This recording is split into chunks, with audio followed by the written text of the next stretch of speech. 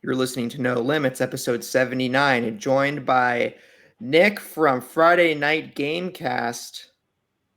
And we have a new Metal Gear, but not Metal Gear game. Let's go.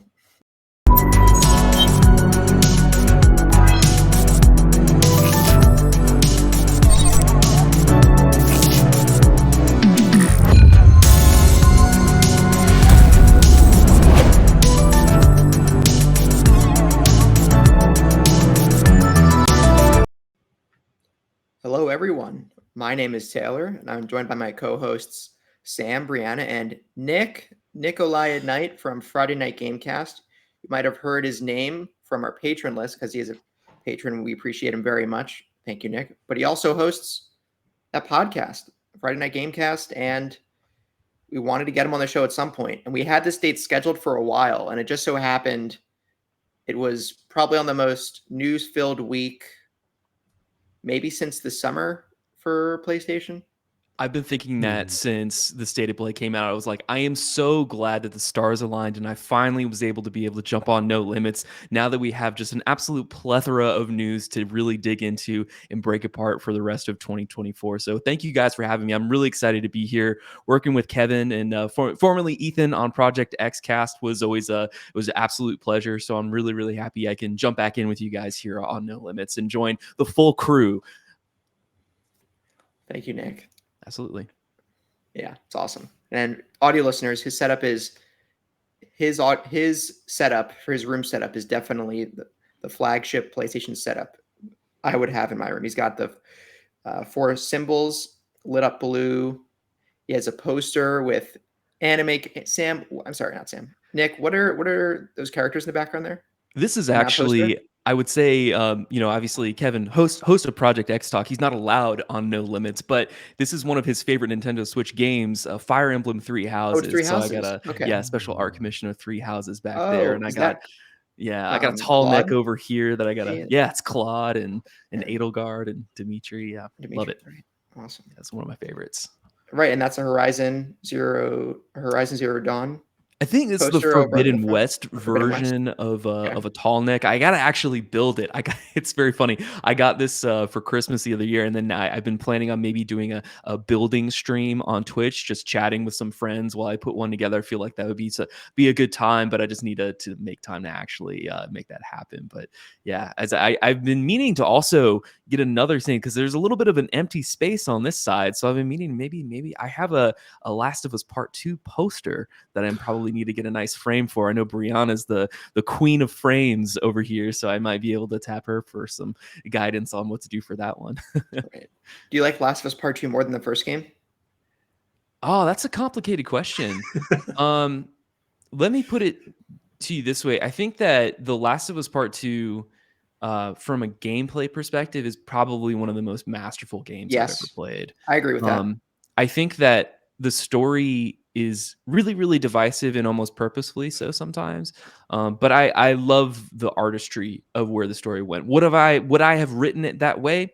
Probably not. I probably would have gone somewhere different, or I would have leaned on different characters a little bit more. But I think that as a standalone property, I think The Last of Us Part 2 is an absolute masterpiece, an upper echelon game that is a must play for anyone who owns a PlayStation or otherwise.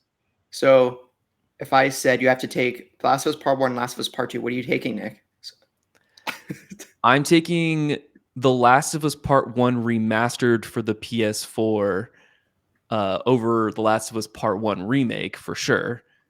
But overall, I would take the Last of Us Part 2, especially with like the visual upgrade, I would say. All right. Well, the thing is that The Last of Us Part 1 is really, really good. And I think that it's a beautiful story. I'm just trying to pin you against everyone else. It's okay. I think you and Sam are in agreement that The Last of Us Part 2 is both your preferred games. I think the gameplay of Last of Us Part 2 is the best third person action combat of all time. But I still prefer the first game's story. So I still take the first game.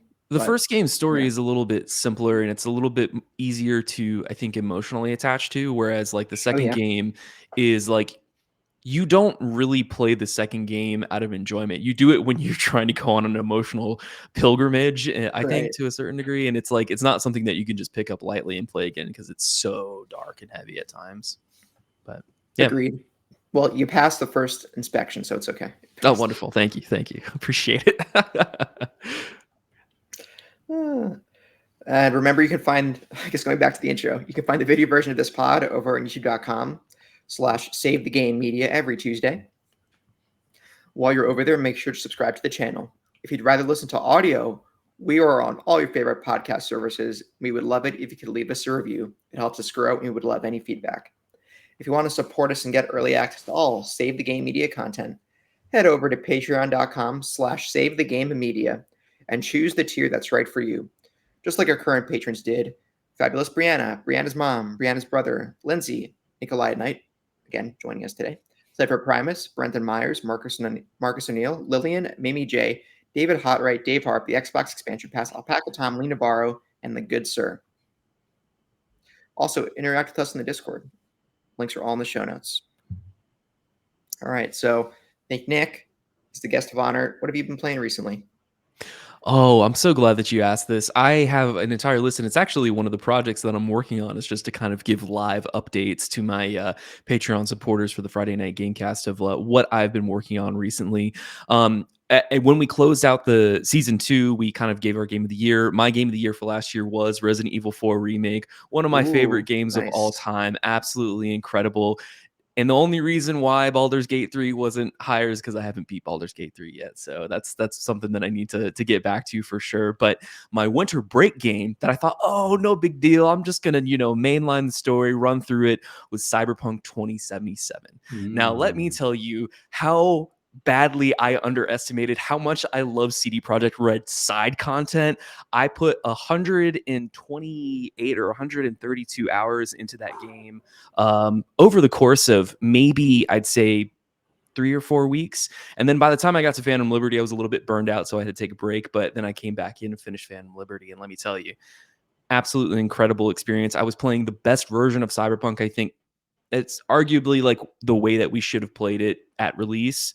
And I think if it came out the way it is now in 2020, it would have been a genre defining game. People would have lauded it more than they did. And I think that it, obviously CD Projekt got criticized for it, justly so, for the way that it did release and the way that they handled it, especially for last gen players. But I still think it's a wonderful game. And I would argue that it always was a good game.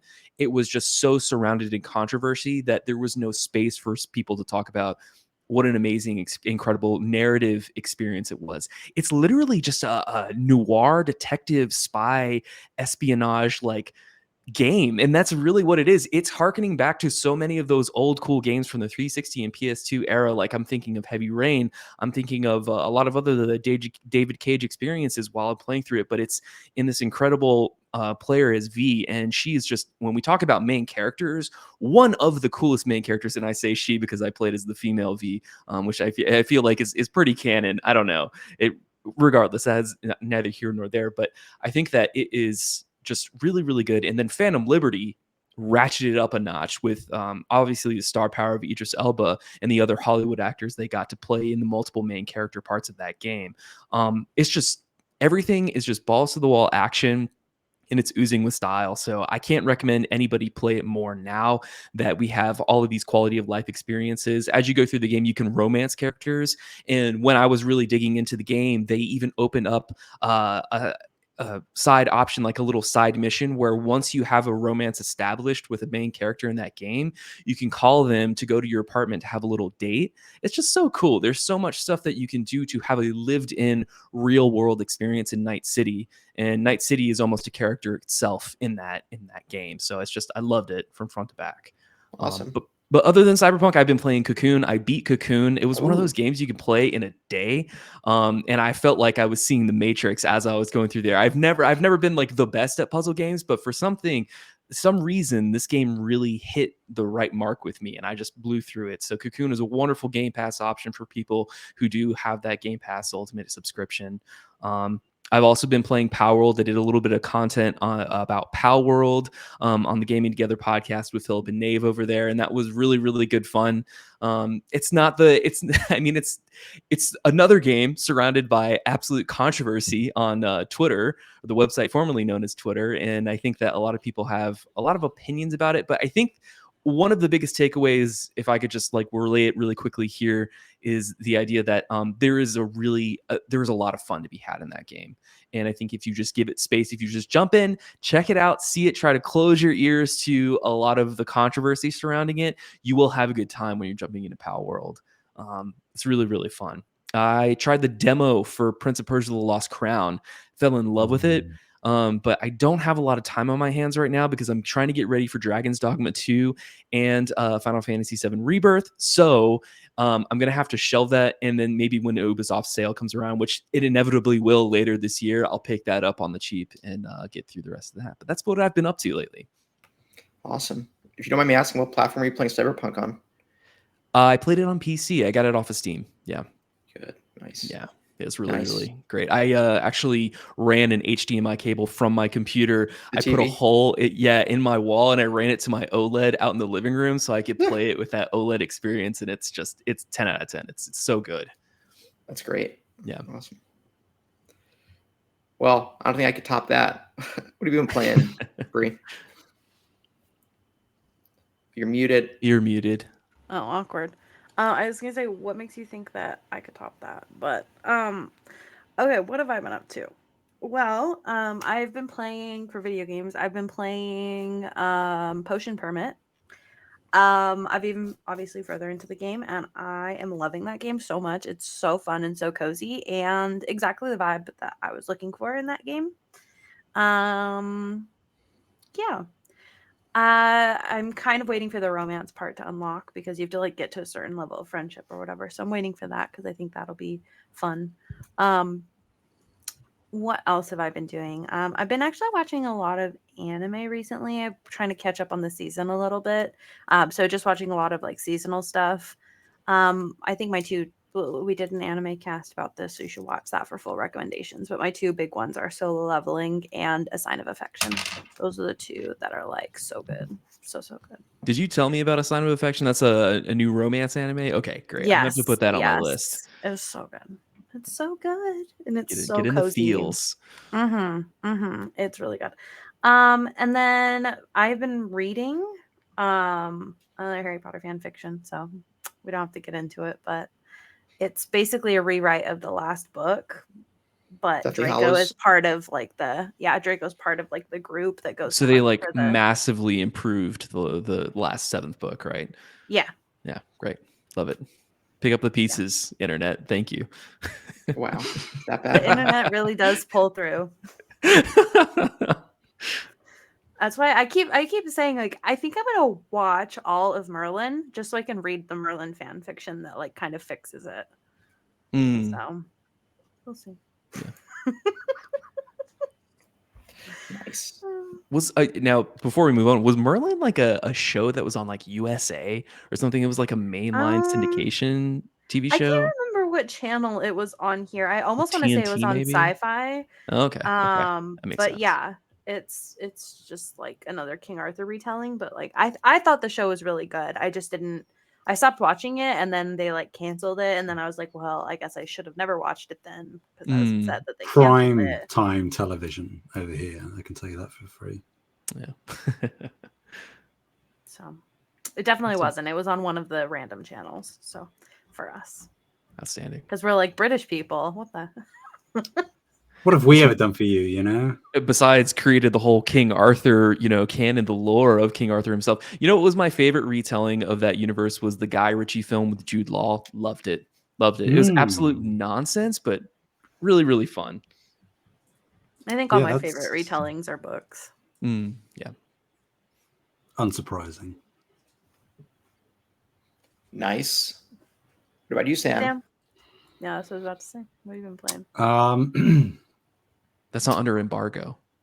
You can say if it's under embargo. We're not live. Yeah, I have been playing a whole hell of a lot of Suicide Squad Kill the Justice League.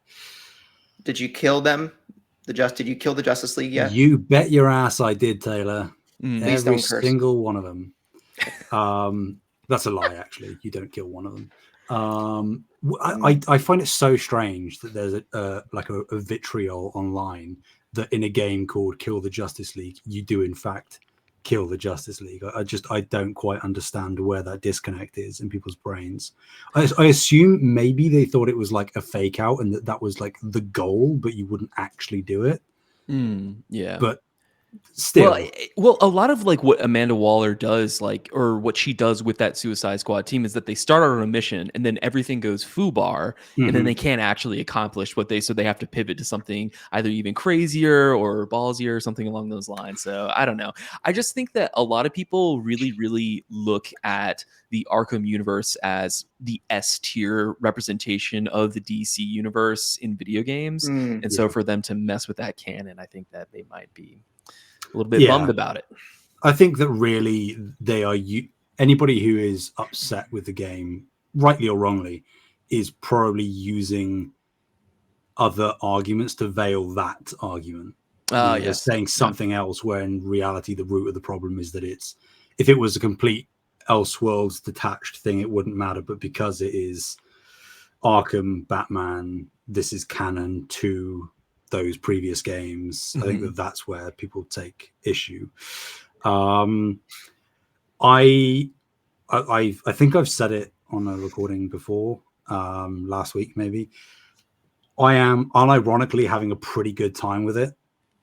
Not allowed. Yeah, I heard pretty terrible things. How dare you have fun with a video game? I know. Yeah, but then take it with a grain of salt because I am the person that played like hundreds of hours of Marvel's Avengers. I didn't know you played that much, and I never got it before it was delisted. Maybe I can get it off Amazon physically if I care about it that much. You can probably get a physical copy easy, yeah, I would have thought. For dirt cheap as well. Yeah, I like it. I agree with essentially every criticism I've heard and seen. It is pretty hollow, quite vapid. The systems aren't that deep. The gameplay can get repetitive very quickly, but then I would argue that all of those criticisms also were levied against Marvel's Avengers, and those didn't outweigh the fun of the moment to moment stuff for me. That being said, I do think that this one is going to get longer in the tooth faster because the at least as far as I've seen, the build variety and the actual differences in gameplay styles and abilities aren't as unique as they were in Avengers. I think that was the one shining glory of Avengers, is that they actually made characters that felt very distinct from one another. That's less the case here, so I think that it's not going to have the same kind of legs, which is an indictment in and of itself because Avengers didn't last that long.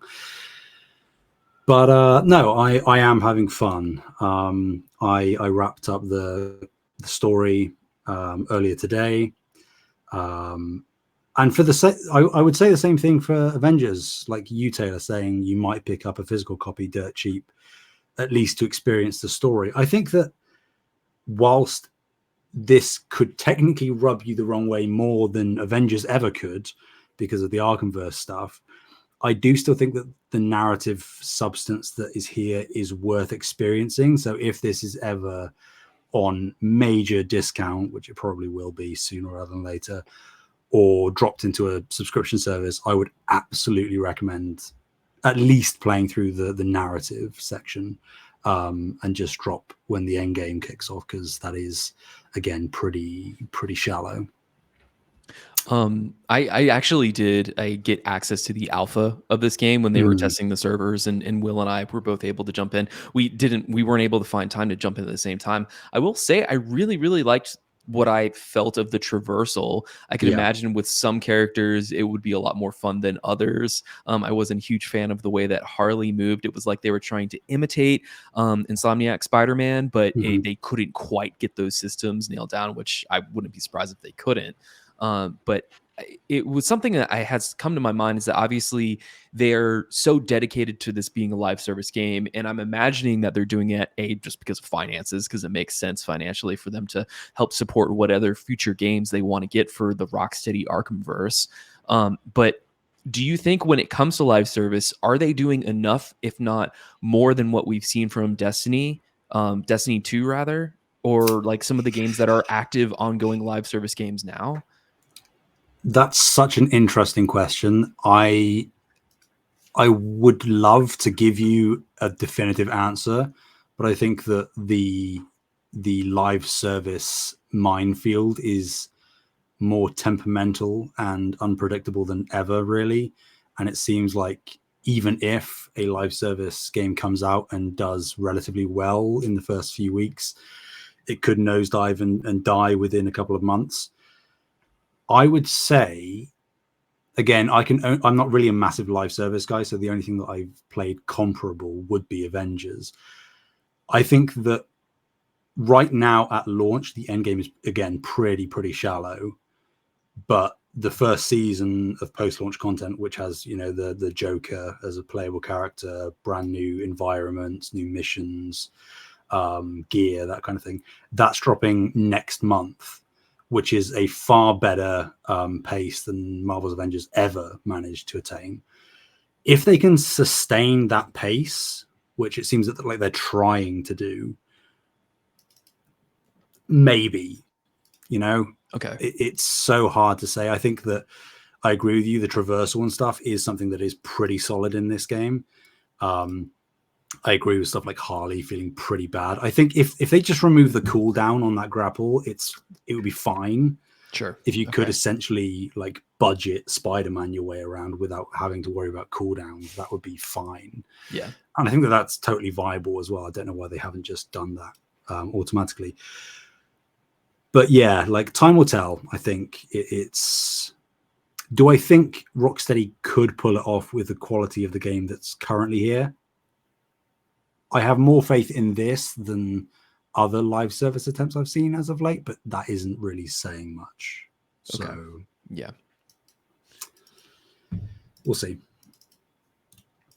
Yeah, and I can't talk about anything else that I'm doing. So that's me. It's The Last of Us 3. He's playing The Last of Us 3 right now. Yeah. Do you often, obviously, you're keeping current with your job and with IGN and everything, but do you try to carve out time in your personal life to play games for fun, or is it all just work games? Oh, I wish, Nick. Oh, it's okay. Yeah, he somehow finds time to platinum lots of games. I do somehow. Okay. I do, to be fair. But realistically, it's maybe like 90% work, 10% for relaxation. It's just because that like once this becomes a job, and I imagine this is the case if you're like a full-time content creator or anything in the space, once you have a hobby that then becomes work, it's almost impossible without like real dedication and time to find a way to separate those two things. Yeah. And my brain just isn't there and hasn't been there. I think I should be doing that, but will I?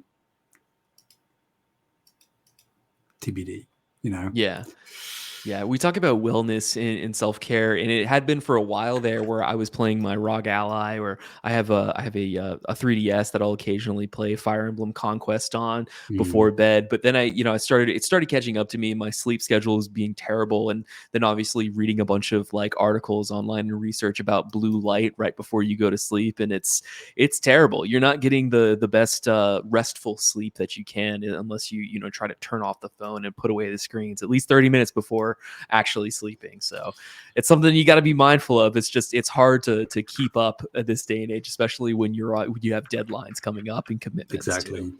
Yeah. Taylor, what have you been playing, my guy? Nothing, Sam. Absolutely work nothing. Has been, my PC is still down. I was supposed to be playing Control N. I was going to continue a Plague Tale.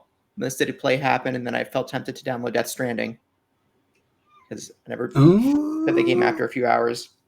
And then did you buy it, or had you previously owned it? I bought it PS4 Death Stranding at launch and played it for a few hours digitally, so I still have it connected to my account. Got it. And through PS Plus, I have the Director's Cut upgrade. So I was like, "Yo, maybe that's." I was playing a Plague Tale Innocence. I was a few hours in. It was okay so far. And I'm like, might hop off, but work went into seventh gear. So that's been taking up my time. I had to work this weekend.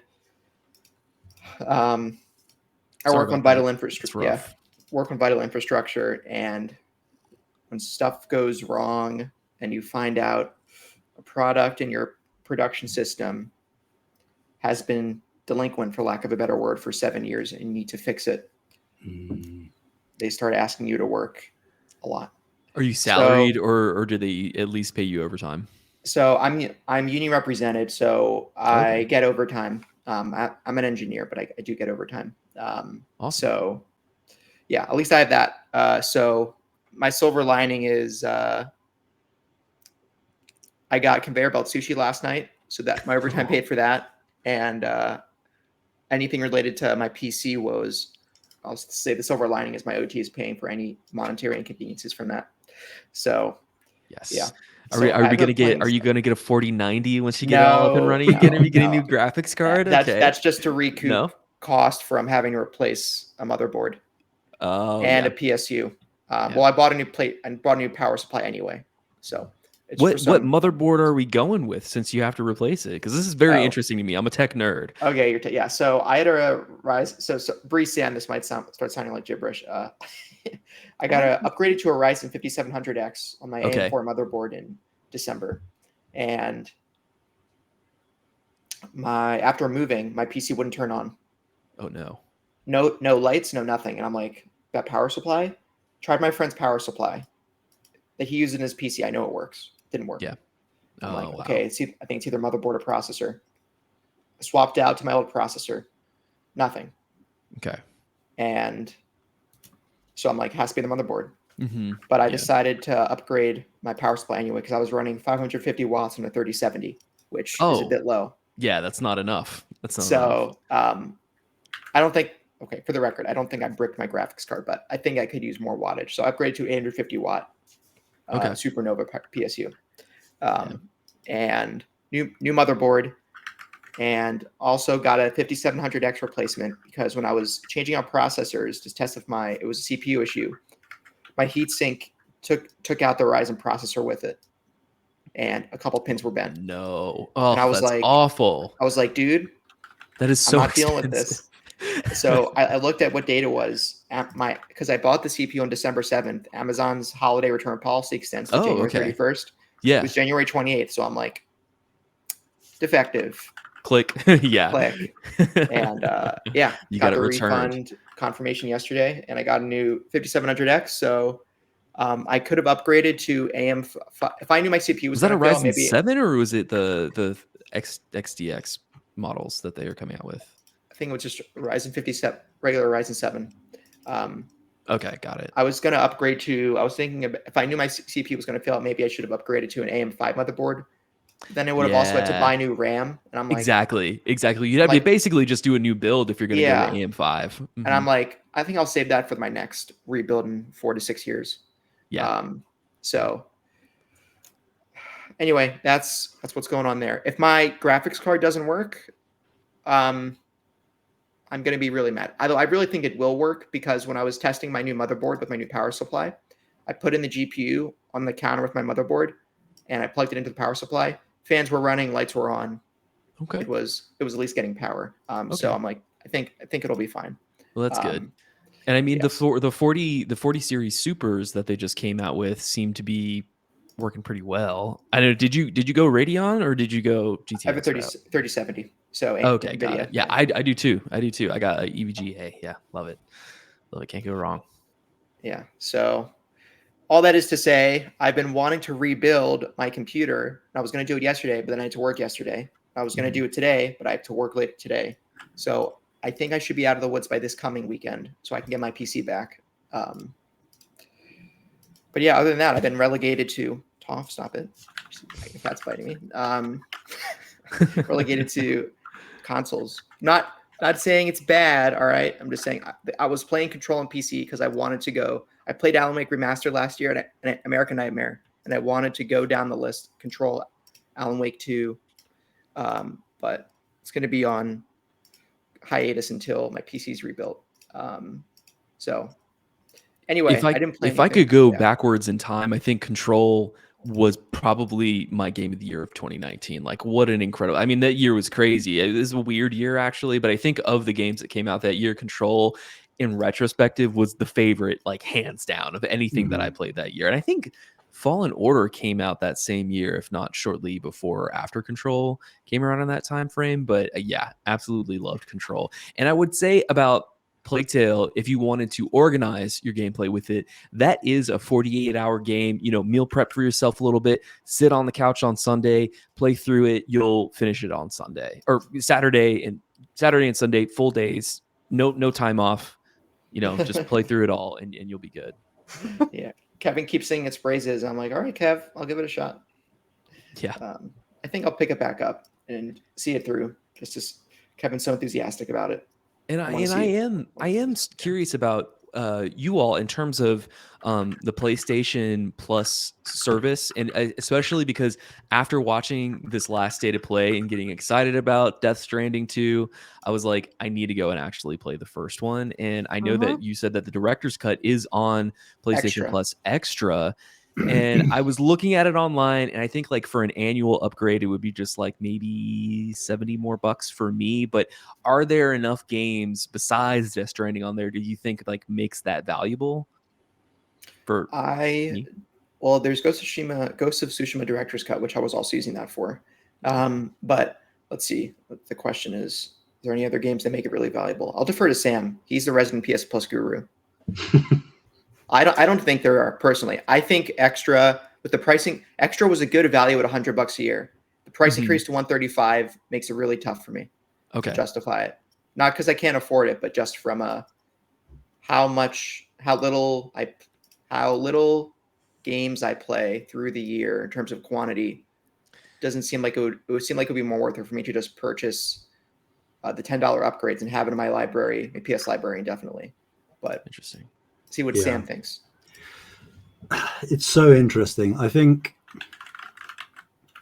one, I mean, it goes without saying, it kind of depends on what you have and haven't played thus far. I would say more so than Game Pass, because Game Pass is just all encompassing. I think it depends on what kind of thing you're looking for on PlayStation, because it's a very unique ecosystem, particularly in comparison to Xbox and Game Pass. If you're looking for the first party banger AAA stuff, a little lacking. There's still like good selections: Death Stranding, Ghost of Tsushima. I believe Forbidden West is still on there. See, that's the problem, is I've bought almost all of the Sony first party games that have come out for the PS5 already. So it's just be like, I would be paying for this service for either the third party stuff that has been exclusive to PlayStation, or just stuff that I haven't had time to actually touch on. Yeah, I'm exactly the same as you. I will almost always purchase every Sony first party game that comes out regardless. Right. Because I'm a shill. No, just because I like the experiences that they make and want to support them. So I don't use PlayStation Plus for that. Okay. And I guess because I am getting the AAA experiences that I want, and I feel like I'm getting my money's worth, I don't know, maybe it's just a me thing, but I've got the mentality that I'm maybe slightly more forgiving for lacking stuff elsewhere, because again, Game Pass is just all the Xbox is at this point, whereas PlayStation has, in my mind, PlayStation Plus, which I use solely, like you say, for third party back compat stuff, and some of the premium, PS1, PS2 titles that are on there. If you're looking just for the like really high quality stuff that everyone is talking about from PlayStation, probably not worth it. Okay.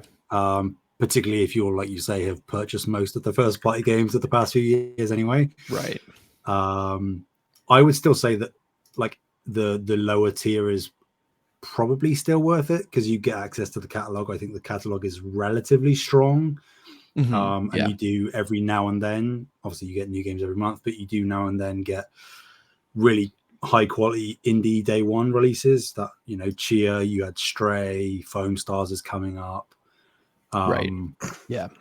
So if you're looking for that kind of thing, I think Extra is fine. I would probably ward most people off of going for the higher tiers though, because for most people, probably not worth it. But for a diehard, I think I can't help but not, you know, just have everything that they're offering me. I want it all, even if I don't use it every single day. Sure. Well, it's interesting because I am, in terms of like an ecosystem, I'm in a very interesting space because, like, obviously I love everything that, you know, obviously I have a Series X in my living room. And so that's kind of become my Crunchyroll machine, as well as just like Game Pass whenever I want to jump in there and play that. But I also, you know, have been on my PC, and I've been doing so much PC gaming recently. And as well as the fact that I have a ROG Ally that I can PC game in bed, and I can also Xbox Game Pass in bed. And unfortunately, like, and you can mod it so you can get, actually, if I'm not mistaken, you can do a pretty decent mirror of your PlayStation 5 if you really wanted to on your ROG Ally. But that would be something that I'm not super technically proficient in that sort of thing, so it'd be something that I have to work on for a good minute. But as I'm flipping through the the PlayStation Plus Extra catalog, there are several titles in here that really do pique my interest. I mean, they have all of the Life is Strange stuff. They have the Kingdom Hearts 1.5, 2.5 remix in there. I've recently become a Final Fantasy guy. Final Fantasy 16 really, really did it to me. And then now I'm also going back and playing. Yeah, I'm playing Xenosaga Episode 1. It's so funny. Recently, I went to a local game shop. I bought a PS2 so I could play that game physical, because getting it online is it's so much of a headache to go through emulation and doing all that. So I'm doing that. And I picked up a copy of the 10.2 remaster at that same shop when I bought the console. But then as I'm looking online, they have a 10.2 remaster on PlayStation Plus Extra, which is incredible. And they have a few other ones. And there's the Final Fantasy VII Remake Intergrade. I don't know how crucial Yuffie's story is to Cloud and Sephiroth and their journey through Midgard, but there seems to be a lot here. So, I mean, I feel, and also there are a few indies that I just haven't had time to really touch.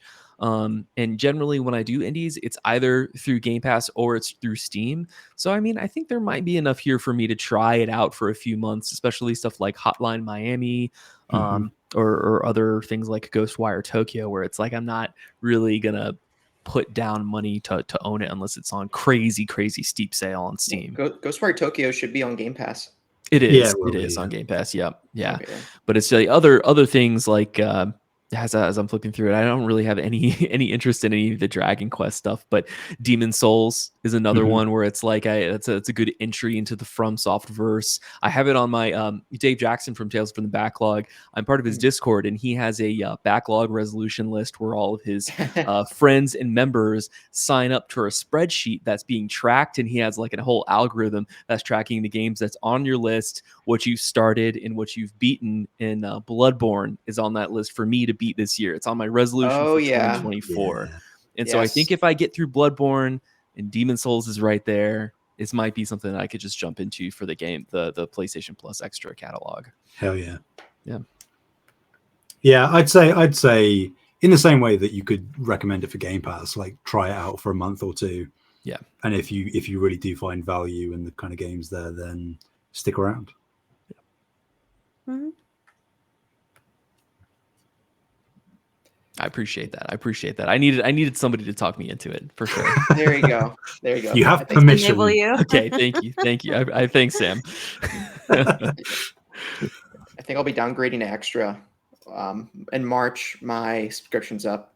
Are you at premium now?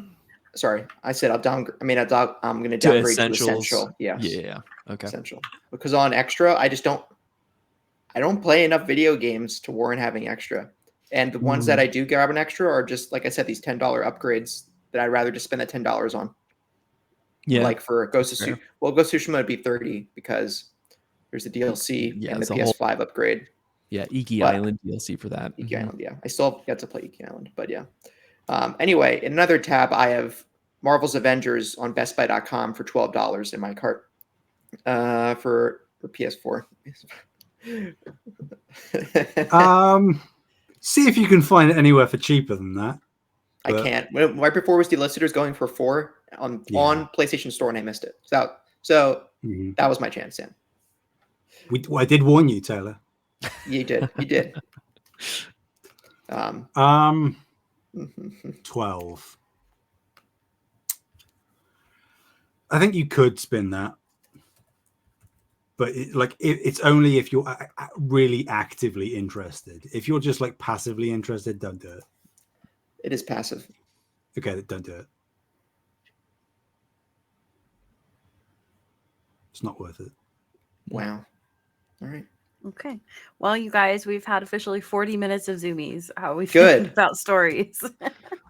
We're gonna jump in there. Hours. Let's jump in there. Taylor, do you want to take it away, or you want me to? I've talked for a while. You can do it, Bree. Okay.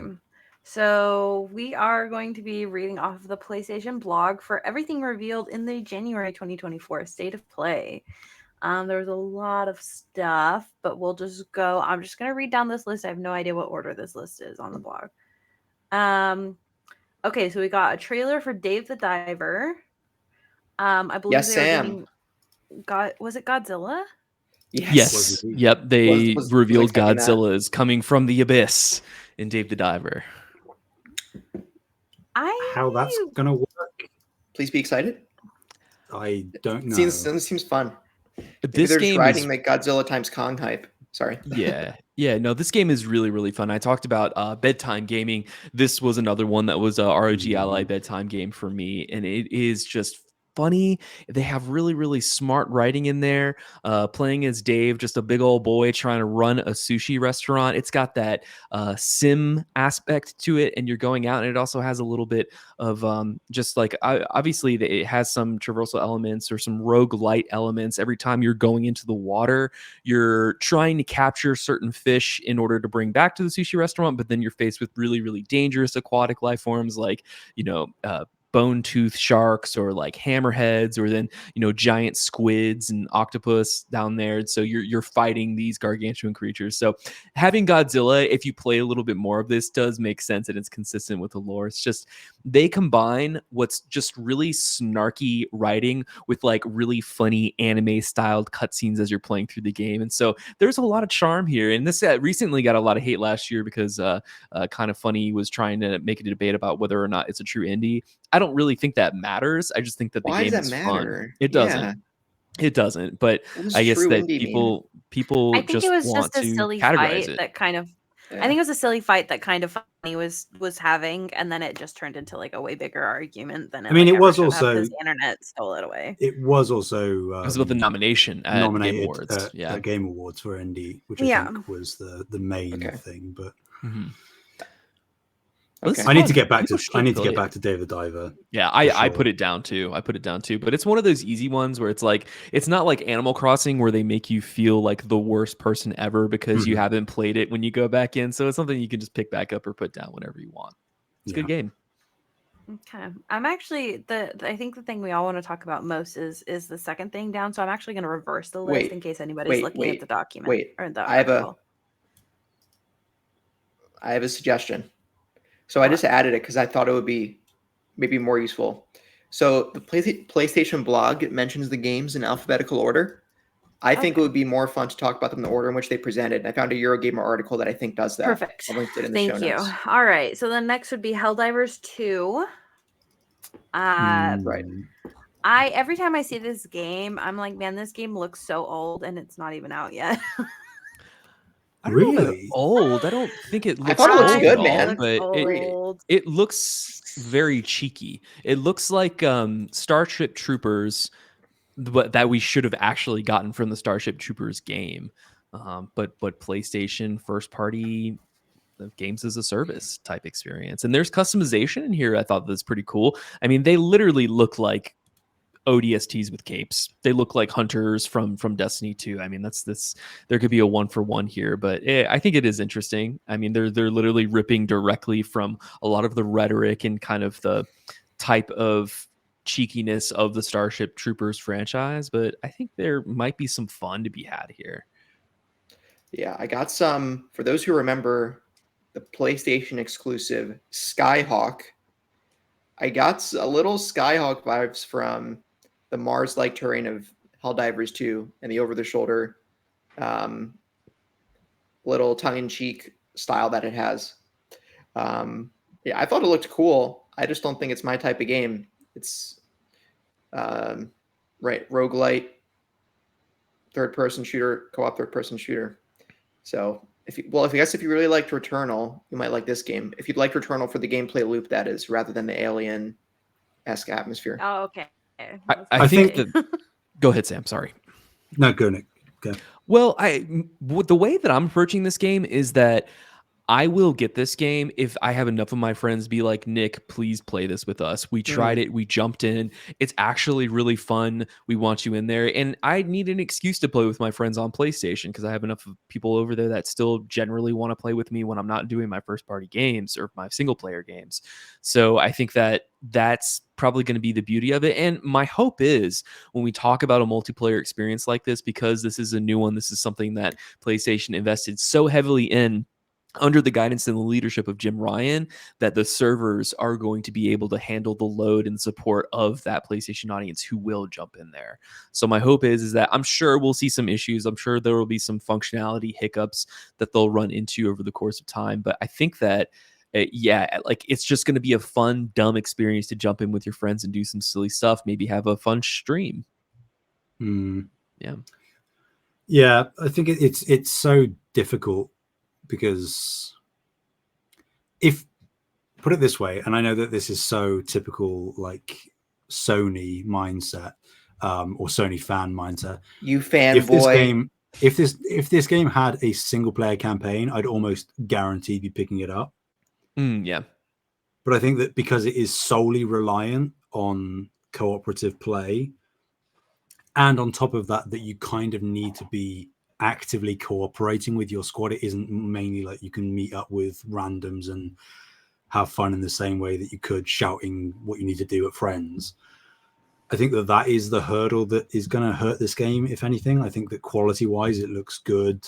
I think that the shift in perspective from top down to third person is a really smart move.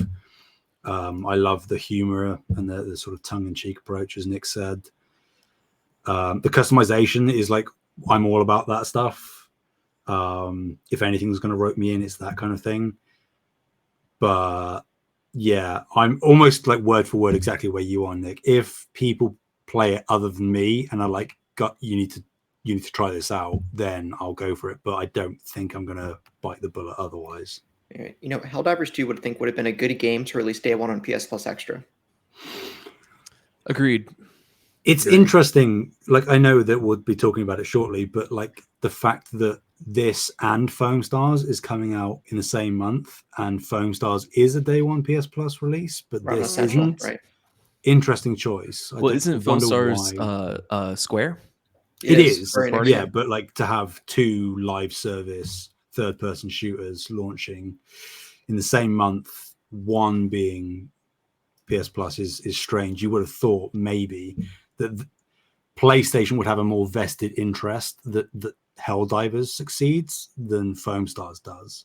I agree with that, especially since it's like they acquired Arrowhead, and Arrowhead is like, first party developer now. And I would say that there are a couple of release date decisions in this state of play that I were highly questionable by. That's the biggest thing that popped off at the top of my head, but we can get into that later. Mm-hmm. But yeah, I agree with you. It's makes me scratch my head a little bit. I just think that people aren't gonna like Foam Stars. Sorry to interrupt you, Free. But yeah, I don't think. I think they probably looked at it, they play tested it, and they were like, okay, yeah, PlayStation Plus. Let's just throw it on there. Let's just get it out, I guess. So next on the list is Stellar Blade, which I can say I will for sure be playing. I was not expecting it to come out so soon. We did get a release date of the 26th of April. We got a bunch of combat. We got to look at side quests. We got to look at a million outfits. So many outfits. So She got many changed outfits. every scene. Got more naked as each outfit progressed too. So, yeah, I'm definitely playing this. I from the first time I saw this game, I thought that it looks very Nier-esque. And I love Nier, and so I will definitely be playing this. It looks fun. It reminds me of Bayonetta as well in terms of the Mhm. action combat and like kind of the stylized use of the camera work there. I think it could be a good time. I'm hopeful. Mhm. Speaking of release date qualms, it's I am struggling to comprehend exactly why.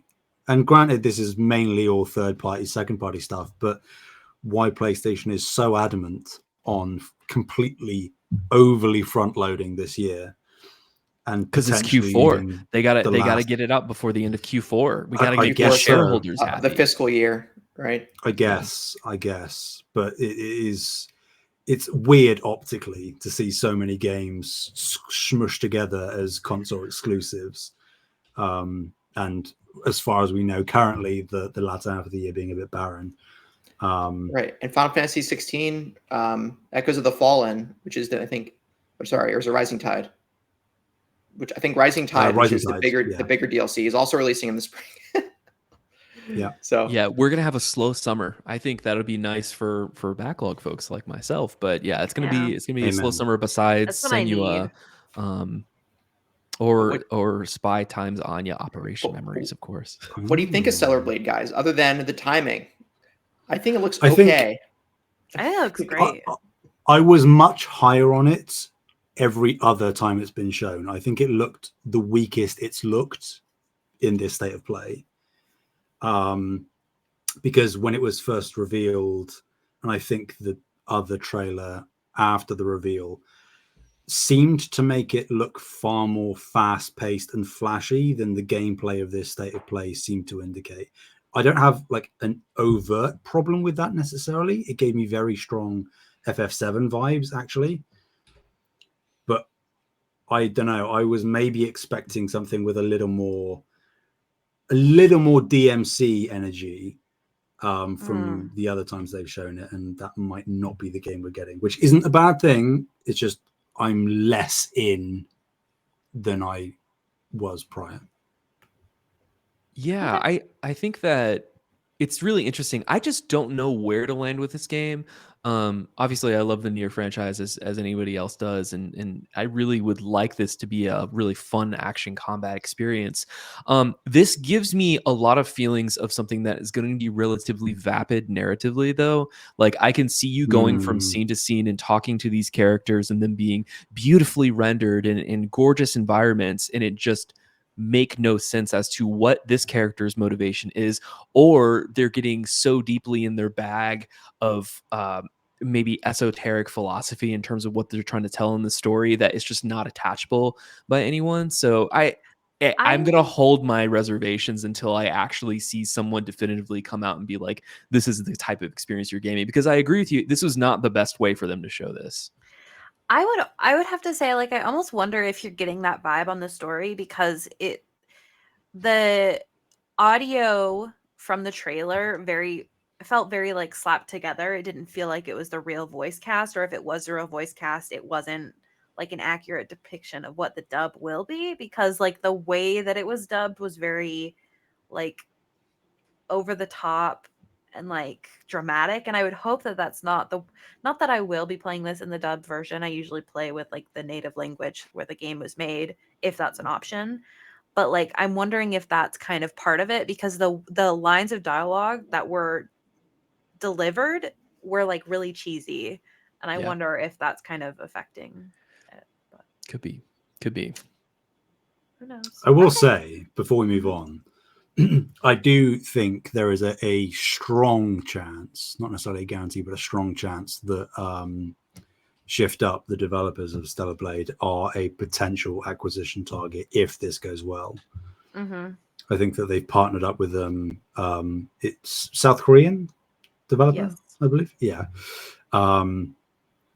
So I think that they might want a foothold in that area. Yeah, lock because down they've this done a talent couple for of relatively cheap as well. If this is like their first big game. Yeah, I mean they've done a couple of acquisitions in South Korea recently as well, right? Like I think the last two that weren't like any like game publishers or whatever, they were like the technology thing. I think those are both from South Korea if I remember correctly. Interesting. So okay, next I have no idea if this is Sonic Shadow Generations or Sonic X Shadow Generations, but I'm going to go with the anime title convention and say Sonic Shadow Generations. Or is it Sonic Time Shadow? So I'm the only one that says times when I see the X. Well, so it's No. not Hunter times Hunter, it's Hunter Hunter. So I'm just Or Cross. I There was because Street Fighter Cross Tekken was called Street Fighter Cross Tekken, and it had an X in it. Shadow I think the Generation. X. I think we include the X. I think. That game looks awesome. Sorry. Yeah. Well, no, it's okay. I'm all for people enjoying Sonic. I just think that it's like this was just like a really non-announcement for me. It's like, okay, they have Sonic Generations, but then like there's Shadow in there, but they didn't actually show much of Shadow in the game. And so it's like, oh, this could have just been a blog post. He just shows in there and it zooms in. Like if they revealed that Hayden Christensen was actually going to be playing Shadow in this game, then that's something to get hype about, right? That's newsworthy, headline stuff for all of the Sonic fans, right?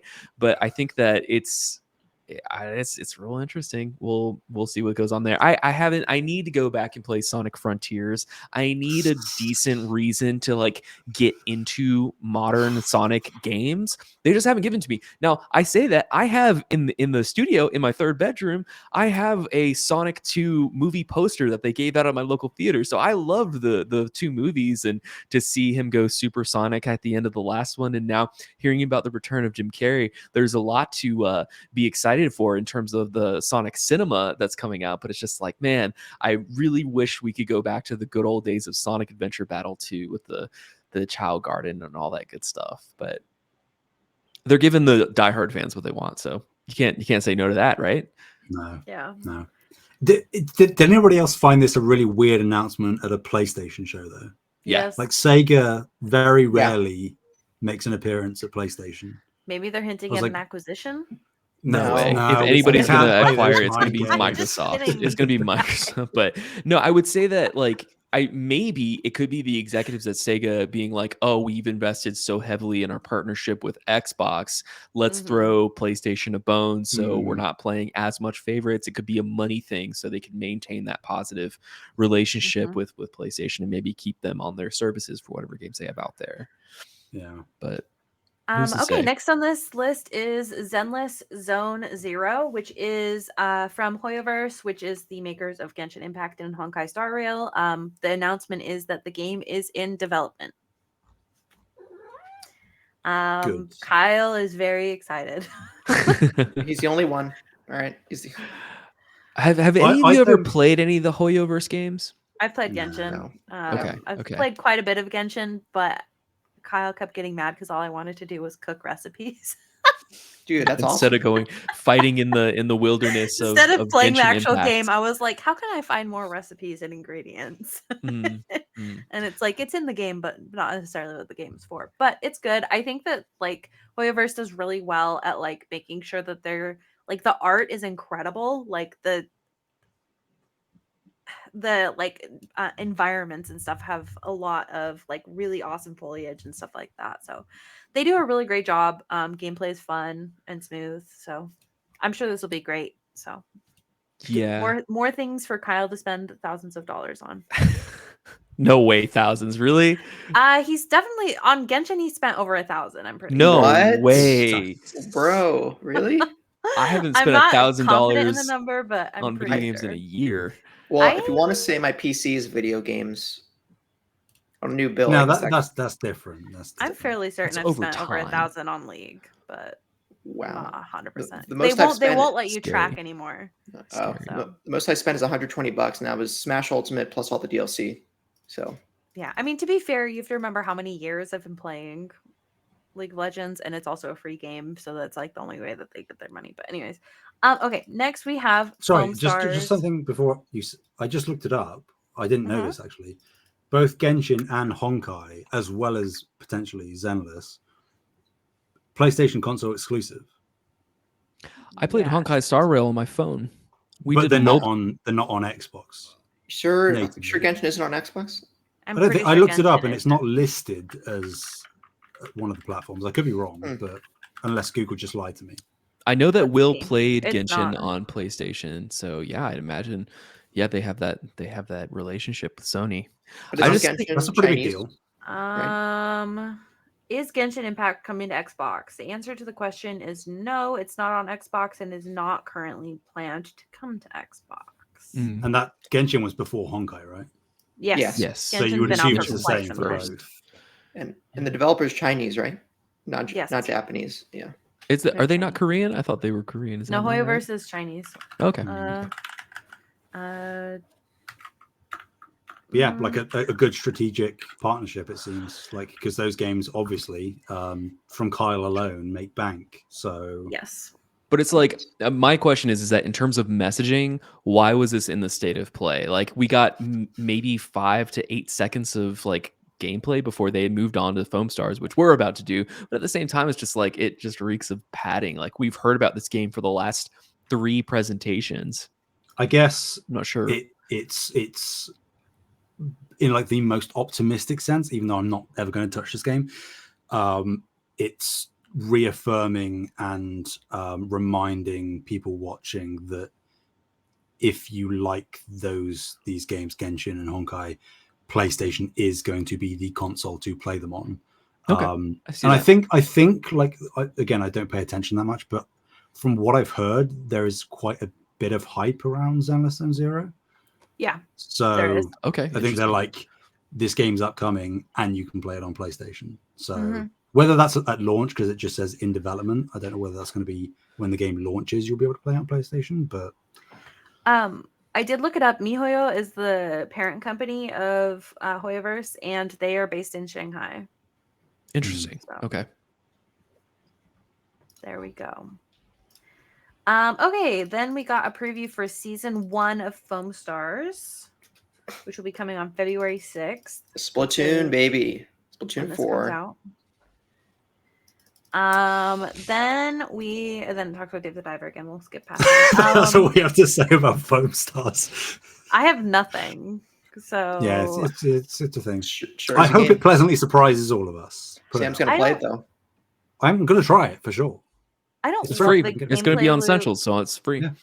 So I'm just like, Okay, next is V Rising, which is a top-down action game that will be released later this year.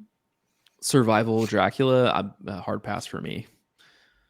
I think it's been received relatively well on PC. Yeah. Yeah, not for me at all. Yeah. Yeah. Next is Silent Hill: A Short Message, which was basically, this is now available. It's the next installment in the Silent Hill franchise from Konami, and it was a shadow drop, and you could play it for free. And this guy, though, I do have to wonder why people keep visiting that town. Yeah, good call. Why do people come back? Anyways, I played this. I got pretty motion sick. Like the mechanics were really abrupt. Like when you turn, like it's very like rather than sensitive, it's almost like the character's surprised that you're turning, so it's a little jarring. And there's like a couple of chase scenes where the character, you can't control the sprint at all. The character is just suddenly running. And so when you're running and also having like not a lot of control over like where your character is moving, it was like not that scary to be chased by the monster, because I was so annoyed that I couldn't like direct my character where they needed to go. And the story wasn't great. So I was like, since I'm not that interested in the story, I'm not going to power through being sick. That's fair. I've heard bad things. I mean, to push back a little bit, I streamed this and I beat it. It was in one sitting. It took me 2 hours. I had a good time. It wasn't. I'm not taking it like super seriously, and I think that might be different. I don't know if the rest of you all have played like the OG Silent Hills. I have not. I'm in this weird space where it's like I'm old enough to where like I can't. I'm too old to be a TikTok star and too young to be a Silent Hill fan. So I guess that's like where my life is at this point. But I played this for the first time. This is my first time playing an actual Silent Hill game, and I thought it was fine. Like I went to it as like, oh, this is a free. They just toss it on PlayStation game. I wasn't looking for like an experience, but I had just recently beat Resident Evil 7, and mechanically, it functioned pretty similarly to being Ethan Winters in that game. It wasn't like as polished as you would expect from like the modern like RE engine or anything like that. But I think that I actually think the story was somewhat decent. I think it was emotionally resonant. I felt like that there was some stuff that was lost in translation. Obviously, you had an English dub that was over Japanese, like character acting. They have scenes where it cuts to an entire FMV and there are like real actors going into flashbacks. But I thought that, you know, when they started getting into the more twisted stuff, like what happened to the girl when she was a child and all of everything that was involved with that, I thought it was pretty good. I mean, I wasn't looking for anything crazy. And I think for a 2-hour stream to be in and out and for it to get it done and kind of, I think it did exactly what they were trying to do with it, in my opinion, was tell you what is Silent Hill all about. Like give you that energy of what Silent Hill is all about without spoiling like what Silent Hill 2 actually is. And based purely off of that, I'm going to give Bluebird Team a shot with Silent Hill 2 and jump in there and just see what the deal is. I played the medium.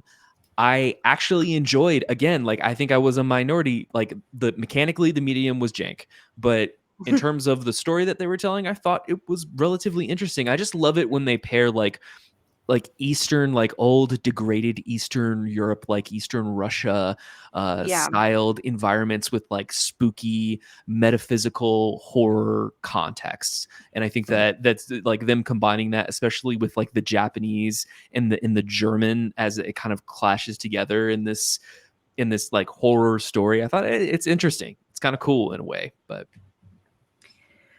yeah, I would say my problem with the medium was just the camera. That was like my only real I get issue that. with And the chase the game. sequences too. And there's chase sequences exactly like that. They're not the strongest thing in there. Will was telling me that he played it and like one of the chase sequences he couldn't solve. There's a puzzle in the middle of the short message that's like, it took me a minute to figure it out on stream because I was just like, he was timing, he's like, you need to beat this in under 10 minutes. And so I was like, I was rushing around the game, kind of trying to figure it out. But that's more metagaming with my chat as opposed to actually like playing the experience. But I think it was effective.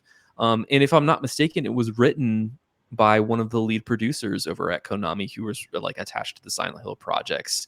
Okami, I can't remember. That might not be right, but yeah, he was the guy that was at the conference saying, "I wrote this here. Let's see what you think about it." So it's pretty cool.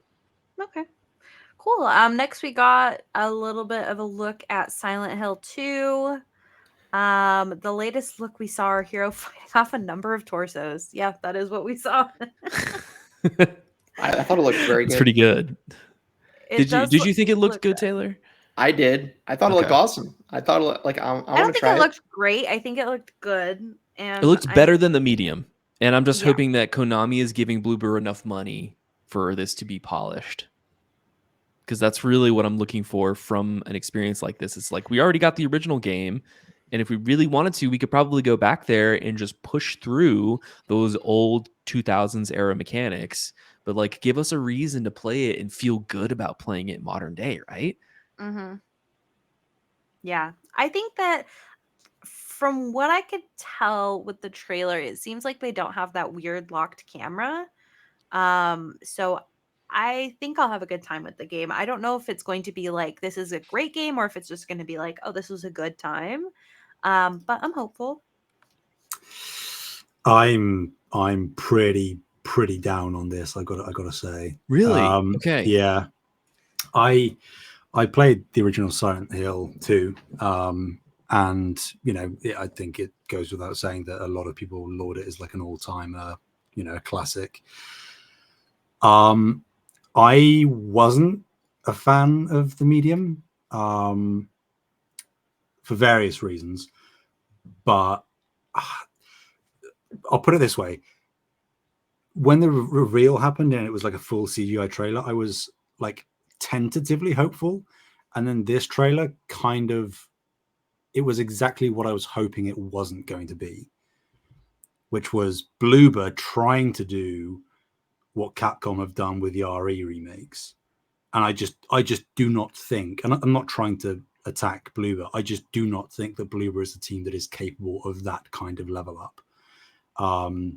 And or they haven't proven to me, particularly with this gameplay snippet, that they are capable of it. And it's just, I think it's just a weird choice that Bloober, who historically, and I know critic, reviews and stuff isn't necessarily anything to pin something on, but for Bloober to have as patchy a history as they have, I think it's a weird choice for them to choose, for Konami to choose Bloober to be the ones to overhaul and remake one of arguably Konami's most popular and famous games. And I just think that whilst they are completely separate entities, considering, like you said, Nick, in terms of like RE2, RE3, RE4, RE3 less so, but RE2 and RE4, this is just going to pale in comparison. And whether that's fair or not, it's going to happen. And from everything we've seen, I think this remake is going to fall considerably short of those. And I think it's going to catch flack that way. Again, that's not necessarily 100% fair, but I don't know. I'm just not. It's not looking good from where I'm standing. I don't think this is going to go very well for Konami or Bloober. I hope to be wrong. I really hope I'm wrong. I think that if anything can save this game and experience is if they just absolutely kill the story. And I don't know if there was enough in the original Silent Hill 2 story to make it like a mastercraft in terms of like narrative storytelling. But if they were to take the core concepts that were in the original story and then make that modern in a way that modern audiences would want to consume a cerebral psychological horror game, I think that could save this. And again, it's like the medium didn't show me that they were able to do what I'm saying. Like, sure. Like you're saying, it's like, and I have heard other people say they loved games like the Blair Witch, they thought was a very effective use of technology at the time that it came out. Again, maybe some issues in terms of craftsmanship and mechanical, gameplay problems that they had in Blair Witch. But again, it's like, I think that, yeah, I agree with you, though. It's like they've given Silent Hill to numerous developers over the course of times that have like really bad histories. And it's like, who else? I mean, if we were to sit here and be, armchair spectators, if we're at the executive board of Konami, who do we go to with Silent Hill 2 instead of Bloober Team? I mean, I have an immediate answer. But would they go to another developer publisher like Capcom? No, I think Blue Point. It's Blue Point. Yeah, Blue Point. Okay. Yeah. Blue Point would be amazing. Yeah. And I think the last thing I'd say about Silent Hill 2, from what we've seen, it's a very interesting choice to have a trailer that focuses almost entirely on combat, when realistically the thing that distinguishes Silent Hill as a unique thing is the psychological stuff. Like, I feel like the atmosphere and the psychological horror, as you were saying, Nick, is paramount to the Silent Hill experience. And I think that the trailer was weirdly trying to emulate Resident Evil as much as possible. And I think that that's the wrong choice. So if they are hiding stuff so that we're surprised by the atmosphere and the terror and the psyching us out, then great. But to not even really have too much of any kind of indication of it is concerning. But time will tell. Are there other aspects of Silent Hill that are like remarkable in terms of the original game? Like, were the puzzles really good, or? No, I would put it, like, I know I've just said distinguish it from Resident Evil, but like, I think that comparably early Resident Evil, if you're thinking of like the puzzles in early Resident Evil games, it's on that level where it's doesn't really take all that much thought, but it's enough to make you go, for a minute or two. Got and it. You're like, okay, put the pieces here. Okay. So good enough then. Yeah. Okay, next we have the next game from Ken Levine, who is, of course, the creator of BioShock. We have Judas. There's no release date yet, but yeah, I think the game concept looks interesting thus far. I think it looks cool. It looks like more Bioshock without It's- being yeah. Bioshock. It's just another Bioshock. Which is not a bad thing. No. It's just not gonna. I don't think it's gonna blow the doors off in terms of innovation. I'll just say that. But you don't need to innovate to make a really good video game. Look at God of War Ragnarok, right? So you can iterate and not innovate and have a very good product. So I'm so interested to see what happens with Judas. Well, interestingly, a little bit of news that came out about Judas from PlayStation Blog was that it's basically a Bioshock game in all but name, but that Ken has specifically been working on this game so that you actually have tangible choices that affect outcomes in the narrative in terms of character relationships, dynamics, how things play out, which I think is like, if you asked me what's one way that Bioshock could be improved, it's something along those lines. So it's like integrating Mass Effect like character dynamics into a Bioshock universe. That's cool. Which is exciting. Annoying that, like, it's weird that we didn't get any kind of window or release date, so this is probably still quite far out. But also, I love the trailer because it's more Bioshock, but also this trailer didn't show me anything new that I didn't already see when it was first revealed. It's just like, yeah, this game is still happening. It's still a Bioshock game.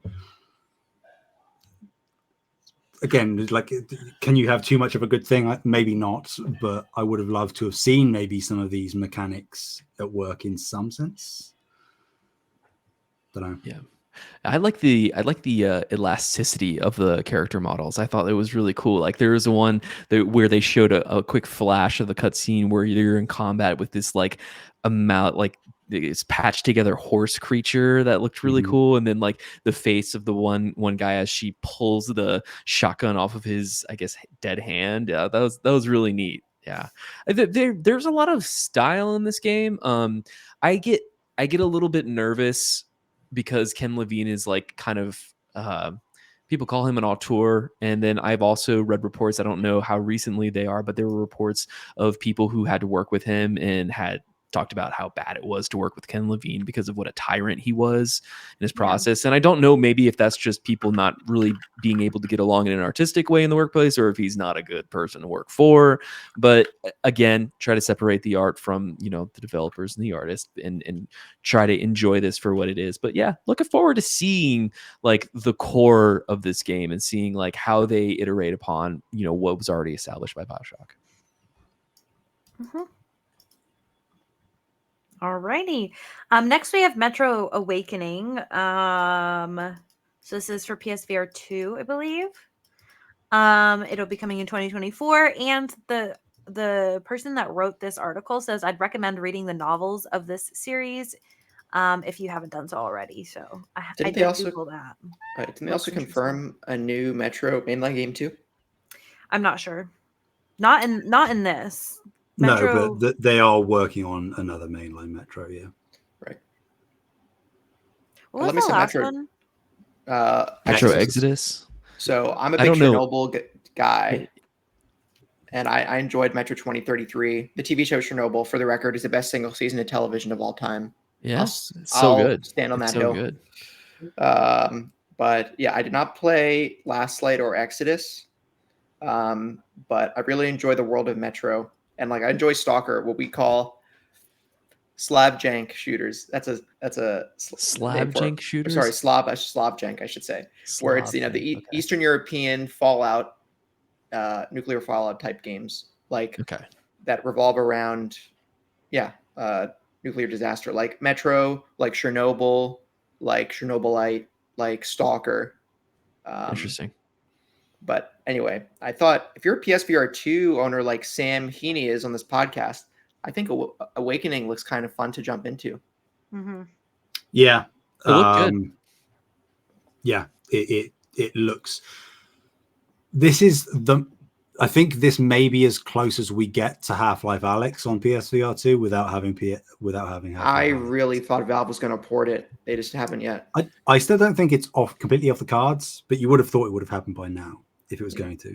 Well, it's only been out for a year, maybe a little less than a year. So Half-Life Alyx? I feel like no, it's been PSVR out 2. PSVR 2. Oh, yes, got it. So, Yeah, but anyway, like it looks very high quality. I wonder about the length because that is typically the rub with PSVR or just VR games in general.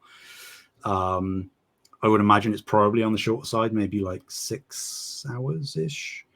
But Metro seems like such a perfect fit for VR in terms of monitoring like the radiation levels on your wristwatch. You've got putting on the gas mask, first person shooting.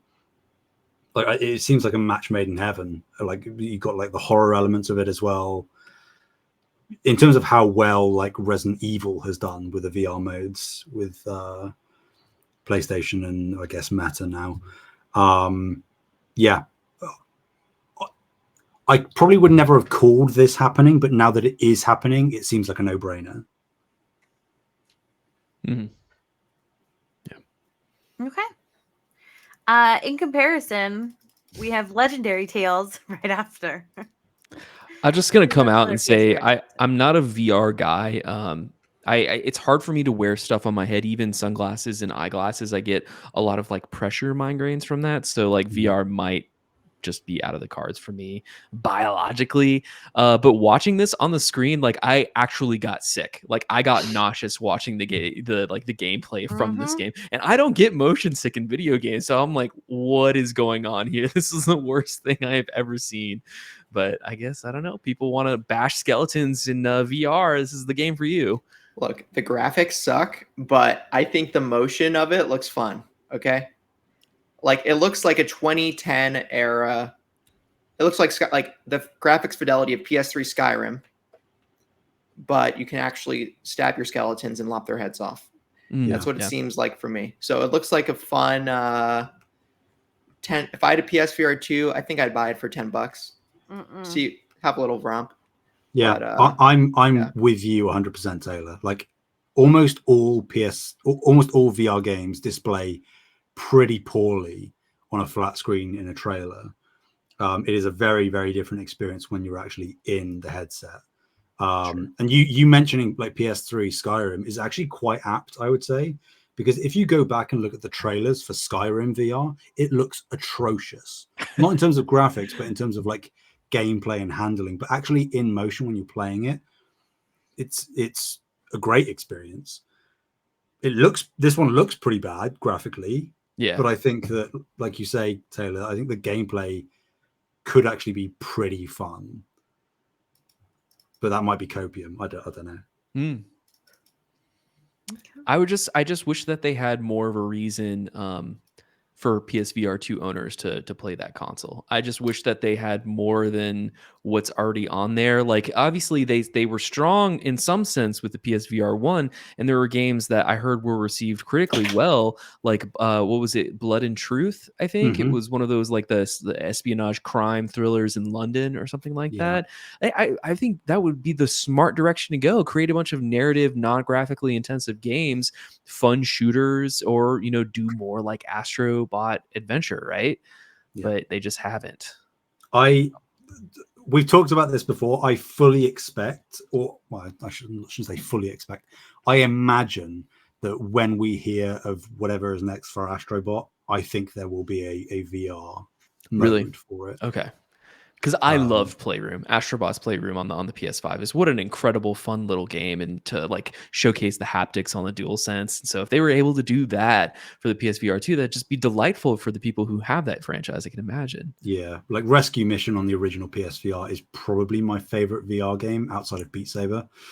So like the platforming ingenuity that you can do with a VR headset and being able to look around levels and peek and bend over and see different things around corners, it's so exciting. So I do really hope that, because that's like a no-brainer in terms of support. Like people say, why aren't Naughty Dog working on a VR game? So well, that's never going to happen, right? Like Insomniac, never going to happen. Santa Monica, never going to happen. But for like a Sobi to do a little Astrobot thing that has an optional VR mode, why wouldn't you do it? Because Rescue Mission was critically received so well. Yeah. And they've had years. I mean, I don't know what they're involved in, or if they're involved as a support studio for a lot of the other first party, like super intensive games, but like, what are they doing in the years since Astro's Playroom came out, right? Yep. So that's what I'm looking for. And you would have thought they would have also had, because their first party had access to all the proprietary tech well before it released, so they could have been building specifically for it well in advance of PSVR 2 coming out. So fingers crossed, I guess. Yeah. Moving on. You're muted again, Breanna. Oh, thank you. Next is Dragon's Dogma 2, which I'm very excited about. I have to say I'm a little worried that I'm going to go in with the wrong expectations because I really love Monster Hunter. So have you played I'll have Dragon's to Dogma Dark Arisen? Oh, sorry. I haven't. So I'll have to adjust. This isn't going to be Monster Hunter, and then go in. Yeah, it's way much closer to an RPG, third-person action RPG in the like of a Skyrim or some of those other games, but it's gonna just be a little bit more difficult because they have really baked in JRPG elements to it. I just think the gameplay and the combat looks so cool. It just looks like everything you could want from a world like this. So I'm very, very excited. The shot of the guy using the magic and then jumping onto the dragon, like, come on. Like, what's gonna be? This is gonna be. I mean, I don't want to get ahead of myself, but if this performs well and if it performs as smoothly as we're seeing in the trailers and the marketing buildup for this game, I mean, I could easily see this in like the action category for Game of the Year or something like that. For sure. Also, I just want to point out this is coming out on March 22nd, which the next announcement, Rise of the Ronin, also coming out on March 22nd. Why? Why would you do this? Why would you do this? I mean, first of all, it's like Capcom. And the thing is that Rise of the Ronin is Team Ninja, which is not a first party. They're still third party. Am I wrong? Or are they first party? They are third party. They're third party. They just have a deal right now. Okay. So they have like an exclusivity deal with PlayStation. I'm imagining that PlayStation Studios has some type of understanding with Capcom. Dragon's Dogma is going to be multi-plat. It's going to be on Xbox and PlayStation and PC all at the same time. But like, if I was Capcom and I was giving my game to PlayStation to showcase at their state of play, and like PlayStation knows that Rise of Ronin is coming out on March 22nd, and they're releasing these games back to back in order at the state of play itself. They're literally just lining these up to compete with each other. And if I'm Capcom, I'm pissed. Honestly, because like, why would you do that? Or I don't know. Yeah, I feel like. Go ahead. I don't know. I was just gonna say I think that like you could make an argument that they're like a different enough of an audience that maybe like they're not expecting to compete too much, but I think that that's just copium. But yeah, third person open world action combat set in a fantasy universe. I mean, it's close enough. I think there are enough people that are looking for their next Ghost of Tsushima and Rise of Ronin who are also FromSoft, Soulsborne, Souls-like fans that they will have a niche audience. And then there's like the Dragon's Dogma, Capcom people that will gravitate towards. But there's plenty of people like me in between that definitely want to at least try out both. And I'm pissed that I have to juggle these games or just delay one until way after the hype cycle is over. I'm gonna have to delay Rise of the Ronin because there's live service stuff in Dragon's Dogma 2, right? Like there's like multiplayer stuff, so you don't want to like multiplayer doesn't mean it's live service. No, sorry, I didn't mean to say live service. That's why I corrected and said multiplayer. Okay. Yeah, because by the time people are done with Dragon's Dogma and you're playing it, no one's going to jump in there with you. They have to download 128 gigabytes or something worth of a game to their console. I get it. Yep. So Rise of the Ronin will unfortunately be the one that's probably delayed for me. Dude, I thought Rise of the Ronin looks rough. Incredible. In my opinion. I think it looks so good. I thought what part of it looks rough to you, Taylor? Okay, let me back up. The fidelity I think looks rougher than I thought it would be graphically. But what does look good are the boss fights. The dynamic boss fights. And I guess I don't know. I guess overall I'm a little lower on this game now than I was in 2023. So I think I'm going to wait to see how it does at launch before I think about grabbing it. This game reeks of Wulong Fallen Dynasty, in a way that makes me really concerned, because like Wulong was fun to jump in with friends to play like really good in it. Like when we talk about mechanically and actually being a Souls-like itself, it performed pretty successfully. It was a good time. It wasn't, certainly my favorite experience from that genre.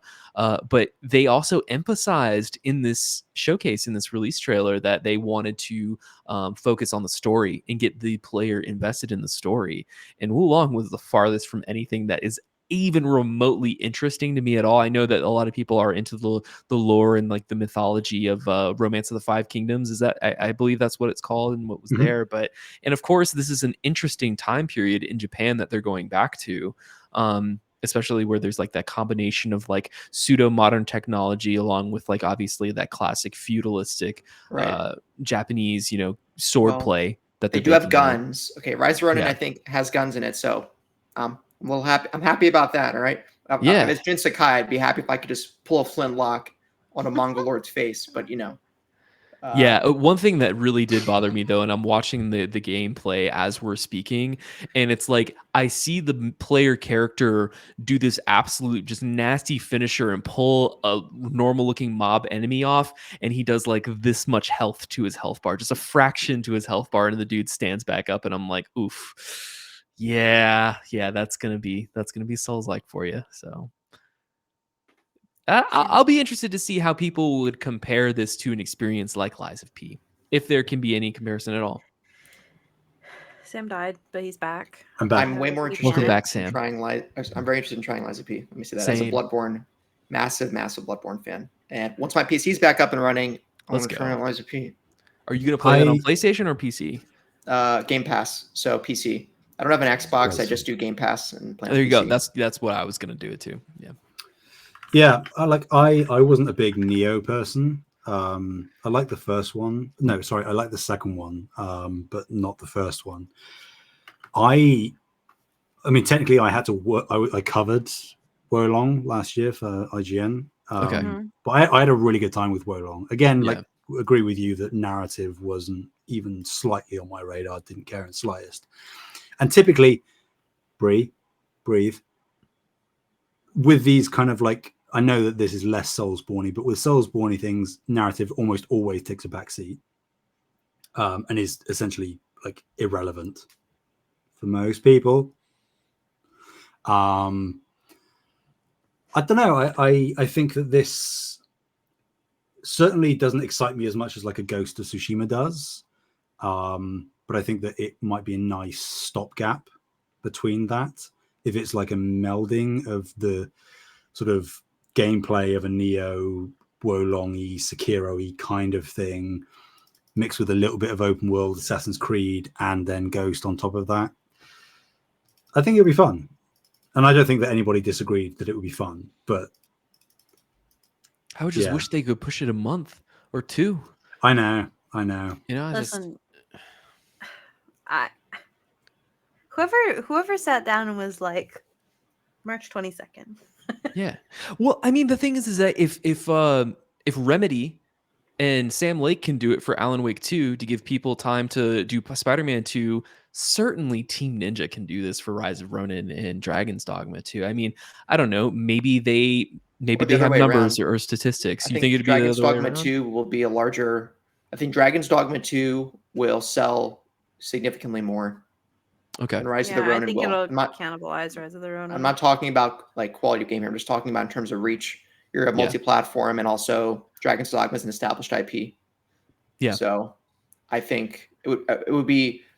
Why am I bringing this up? I'm bringing this up because I think it would be the interest, Rise of the Ronin's interest, for that to be moved to. Well, then if you move it to April, then you have Stellar Blade. So that's great. But Stellar Blade is end of April. So if they did like if they even gave it like 1 to 2 weeks between each game, so like one game comes out 2 weeks, second game comes out 2 weeks, Stellar Blade comes out. Like, I think that would be okay. Because people are going to pick it up and put it down inevitably. Not everybody is going to pick up this game and then absolutely finish it after they come up with it. So yeah it'll be interesting. Yeah. And people bounce off of Souls-like games crazy like when people no don't other finish games. Yeah. It's wild, right? It's so weird. It's wild that people don't finish. Do we have any unfinished games on the panel that we want to air out while we're here on this topic? I'm glad that Sam is missing. Taylor. Oh no, he's warning me that he's watching. No, there's no unfinished games in the No unfinished backlog. games. Oh, okay. I'm just We're so caught good up. at just finishing games. We're caught up. We're all the way caught up. Okay. No, Copy I don't that. believe in backlog. I play what I want when I want. I respect that ideology so much, Taylor. I wish I could be that. I wish I could be like that. And I've come close to being like falling down the retro game rabbit hole, and I'm thinking I'm gonna pull off of that. I think I'm gonna like set a hard limit. Like if it came out 10 years ago, that's my cutoff. I'll play games 10 years old, but older than that, I'm sorry. You're just gonna have to give me a good YouTube summary of what happened. Yeah, I mean, it depends. Sometimes I will play older games, but for the most part, I'd say like there definitely is like a cutoff. Yeah. I will say I think that like Sam is probably the one that is the worst at finishing games. Well, he's got work. He's got to work if I'm gonna make excuses for him. He can't defend himself right now, so I'm just gonna pretend. Yeah, he's really terrible at finishing games. He just picks them up and never finishes them.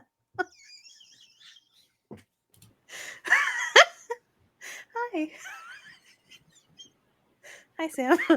Welcome back. Welcome back to the show. I was just telling him about how you never finish games. Yeah, no, I was listening. Don't worry. Oh, okay.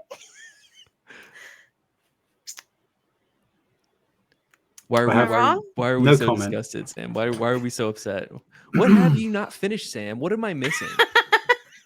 What have I not? Sam hasn't finished Final Fantasy VII Remake. I haven't either. I haven't either. I haven't finished it. I'm jumping back into that to play it on stream. There's no shame. There's no shame here. Yeah, Sam. Yeah, that's right. Yeah. No, the joke here is that I have a terrible time at finishing games. In fact, there's many, many games, including The Last of Us 2, that I've never finished. What? And Sam has like 280 platinums or something like that, 90, somewhere in there. Got it. So he actually has a lot of platinums and he finishes games very well. So that was the joke. Oh, gotcha. I can't believe you haven't finished T-Lu 2. Where did you leave off? Did you finish Ellie's route and then you're like, no, I'm good. I'm good, fan? No, it wasn't. There wasn't anything. It was a really, like, I've already told the story. I'm so sorry, guys, for those that have heard it. It was an awkward time for me where I started playing it with my ex and then we broke up. That'll do it. And so it was like we were still living together, so we could play the game together, but like it was kind of weird to play the game together. And then it was like that game that playthrough was kind of tainted, so I knew I had to restart the game, but I didn't want to play through a particular scene at the beginning of the game. So yeah, I have it downloaded, I want to say, on my PlayStation so that I can play it, but I just haven't. Yeah. Yeah. That's okay. Maybe someday. Don't fool yourself. Hey, did I not play 3 Spider-Man games to spite you? That's not got anything to do with finishing the games that you haven't finished, Bree. That's playing new games. Yeah, but I did play it because you said I'd never play it. So. Okay, you're never going to play The Last of Us Part 2. It doesn't work that way. I expect to hear what your full thoughts are next week. I don't actually own The Last of Us Part 2 because I game shared it with a friend and he bought on his account digitally. Oh no. So I beat it. I technically don't own it. So I'll get T-Lu Part 2 remastered in like 4 years when it's $15. I did just pay to upgrade during our last recording. Yeah. I wanted to, when I was coming on the show and I knew I was going to come on the show, I wanted to try and play the Grounded, like the roguelite for The Last of Us 2. And then I wanted to try and play Ragnarok Valhalla. Just timing. I just couldn't do it. I just recently moved my PS5 from here in the office out into the living room to, play a little bit of Final Fantasy 7, but it'll take some time. Okay, just because we are running a little bit long. So the next announcement was Until Dawn Remake, which we already had rumors of. We kind of chatted about this last week. Last thing was Death Stranding 2 on the Beach, which is the silliest name I've ever heard. And it looks incredible. Death Stranding 2 was not the last thing. Was it not? What it says on this? No, Kojima's new action espionage game. Oh, it's not even listed here. The Fizzant. Yeah. Fizzant, yeah. But it was there, Bree. It was. I'm not saying it wasn't. I'm saying I was reading off the list that you provided me, Taylor, and it Yeah, and wasn't you're a listed. gamer. Children, let's stop fighting. You're a No, gamer. I like fighting. You're a gamer from Lottie Lynn. You didn't mention the new, not Metal Gear, but Metal Gear game. Anyway, Death Stranding 2, man. Holy moly. This is the new Christopher Nolan film I've been waiting for, and I'm excited to play it when it comes out. I'm still confused by like guitars and babies and mechas, mecha babies. I asked a friend of mine this, and this is something that I'm curious. I'd like to submit to the panel. Does Kojima not remind you of that one pseudo intellectual, like fake deep friend that overcomplicates things simply for the sake of overcomplicating things, as opposed to actually making stuff that has substance? Wow. I'm some ways, yeah. Like if you go through the Metal Gear canon, Donkey has a video where he actually goes through all the Metal Gear canon through Metal Gear Solid 5, and it's nuts. I've heard that Metal Gear 2 actually has a really interesting philosophical, like cogent conversation about like patriotism and nationalism and all of that. So I know that Metal Gear is famous for like him pitching some really important ideas, and he's like Kojima is also famous for predicting things that have happened in real life as well. Like Death Stranding came out, and then the pandemic happened, and there was a lot of correlations people saw between the two there. But yeah, I mean, this looks beautiful. And I have a huge celebrity crush on Lea Seydoux. So it's one of those things where it's like, I really genuinely just want to play the first game so I can not understand the story just to have context when I'm jumping into the second one, and then not understand that experience either. I don't know. I'm hopeful. I'm planning on playing the first one, like the director's cut of the first. Are you gonna beat it? Me too. At some point, but we'll see if I finish that game to understand what's going on. Tisk. That sounds fun. I am really excited. I think this is a great announcement and a great finish in clown rocker Troy Baker. I mean, what more could you ask for?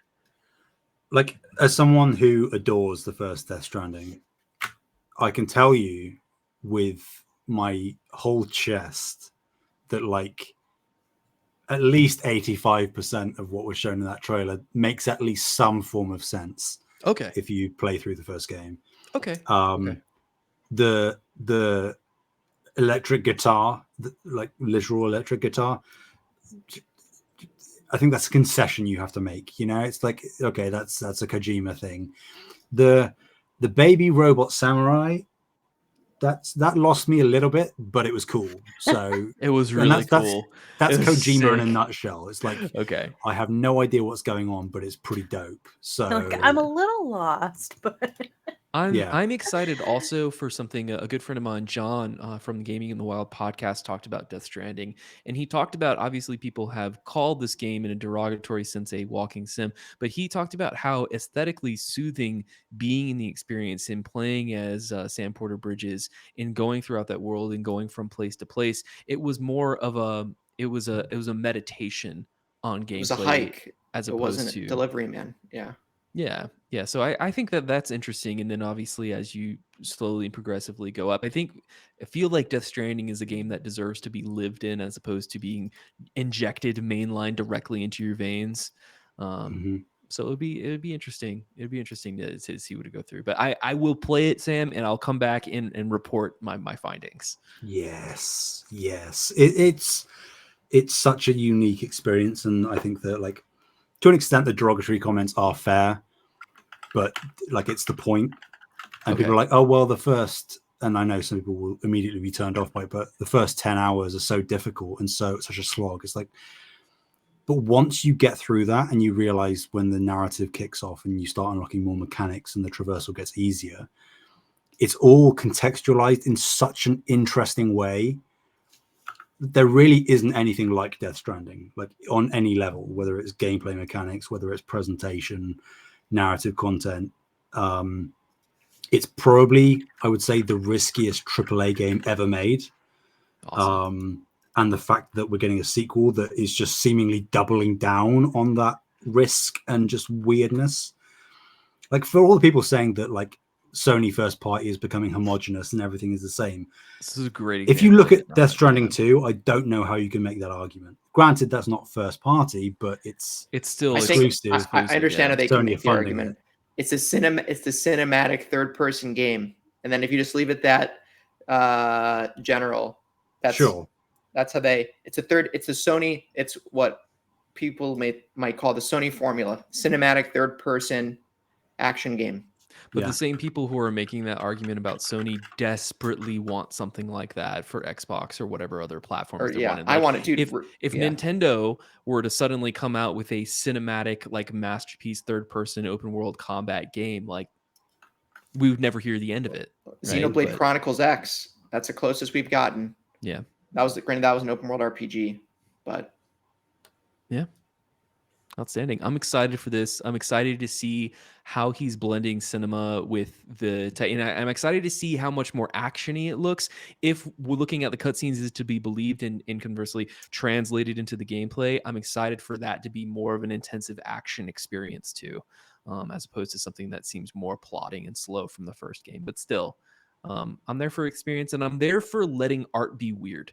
Like, I'm 100%. The fact that we can give multiple millions of dollars to Kojima for him to do the weirdest thing you've ever seen is just, it speaks volumes to the fact that, art in the video game space is still alive. Hell yeah. Okay. Well, I would propose that we move the second story for today to next week. We can make it the number one story for next week. Sounds good. Taylor, you're muted. Yeah, talk about The Last of Us 3 next week, right? But the last thing was, we got Kojima revealed that he's working on a new action espionage game that's going to blur the lines between games and cinema. And they were at a movie studio. Yeah, so the state of play panned out for Physint.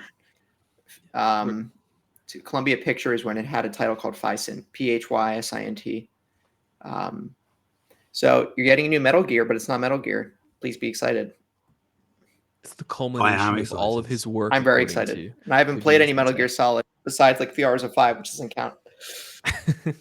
I think like I don't want to be hyperbolic, but him phrasing it as like the culmination of all of his work.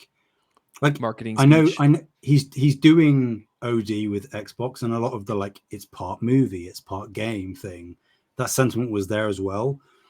But I don't know, I get a vibe that, because there was a tweet that came out, I think we talked about it last week, of all like the potential rumored things that were going to be at the state of play. And it was like Kojima fulfills his dream. And I am getting that vibe of like, this is, because he adored Metal Gear, and obviously he was kind of forced out. He didn't want to leave. So for him to be able to come back to it, yeah, I think it's very special, in the same way that like Death Stranding isn't a game that should exist because of how weird it is and how much of a risk it is. I think that Kojima making another Metal Gear game is something I would have never expected, even though it's not going to be Metal Gear, but you know what I mean? It'd be even cooler if it also has like franchise potential. 100%. 3 or 4 games out of it. Come on, let's go. Yeah. That's exciting. Yeah. I wonder, like, obviously Kojima is massively in demand at the minute, getting work with both Sony and Xbox. I feel like with this announcement, he's maybe showing more of which way he's swaying, because OD is like an experimental thing, and it makes sense that he would be more aligned with PlayStation because of the history of Metal Gear and the fact that Sony literally helped him make his studio, gave him the Decima engine, funded Death Stranding. But like, not that Kojima is ever going to be acquired, because I don't think he is. But maybe this does suggest that he is a little more locked with PlayStation, as opposed to being a bit more a free agent, which was the sentiment that was kind of going around a year or two ago. I'm very curious to see who will own the rights to his new action espionage game. Will Sony own the rights, or will Kojima own the rights? Regardless of course, Kojima will be writing it, developing it, producing it. but I'm curious to see if that will be a PlayStation IP or not. Because I predict timed exclusivity. Interesting. Honestly. Yeah. I think that he's gonna. I think that Kojima is very business savvy, and he should own the rights to all of his properties, if not Death Stranding and OD. And I think it would make business sense, unless that Microsoft gave him just gobs and gobs of money, and now they own OD. But like, I think that it would be very, very wise for him to could keep the rights to any of these games in terms of the negotiation and the contracts that they're putting together at the beginning of these conversations, when they're like, Kojima, please make a game for us, right? Because that would make him a pillar as a third-party developer for many, many years to come. But yeah, he has that cachet as well. Yeah. Like he can make those kind of demands, and Sony or Xbox or whoever will bend the knee. You know, if that means that we get this game on our platform, you can do whatever you want, Kojima. Yeah. But like, it's interesting because they're framing it that Fizzant, or whatever it's going to end up being called, is simultaneously going to have a film version. So like he said that it's partly film, but they're on a film lot. So in the same way that they're doing a Death Stranding film, I think it's A24, not Sony associated necessarily, outside of the PlayStation productions probably. But like, I wonder whether, because it's Columbia, which was on the billboard, which is owned by Sony, there might be something to do with the film rights being different to that of the game rights. I'm not sure. Like, it seems like a bit of an unprecedented situation going on here, which is very Kojima. But yeah, I would agree that Kojima retaining the rights is probably not only in his best interest, but something he's actively fighting for, considering how badly things went with Konami.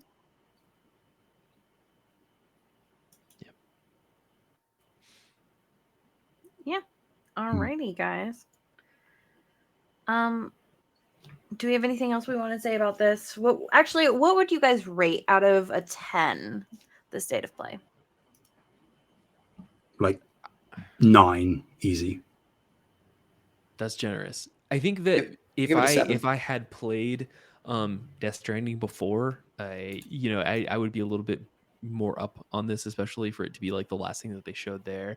I was bummed that it makes sense from a business savvy perspective that they're going to parse out more Final Fantasy VII Rebirth like showcasing to, I don't know, did they push it to the 6th? Is that what they said? I can't remember, but they separated out the show, and I was like, I was really looking forward to seeing more Sephiroth and Cloud, but in terms of the showcase, there's like the Dragon's Dogma Rise of Ronin thing pisses me off. Stellar Blade didn't move the needle for me. I don't have a lot of cachet with like with Death Stranding, unfortunately, or I don't have a lot of history with it, so I wasn't super super hype about it. I would say that this is a solid 5 out of 10 for me, honestly, being the lowest person, even though I think that there is decent stuff that they showed here. I would say this was,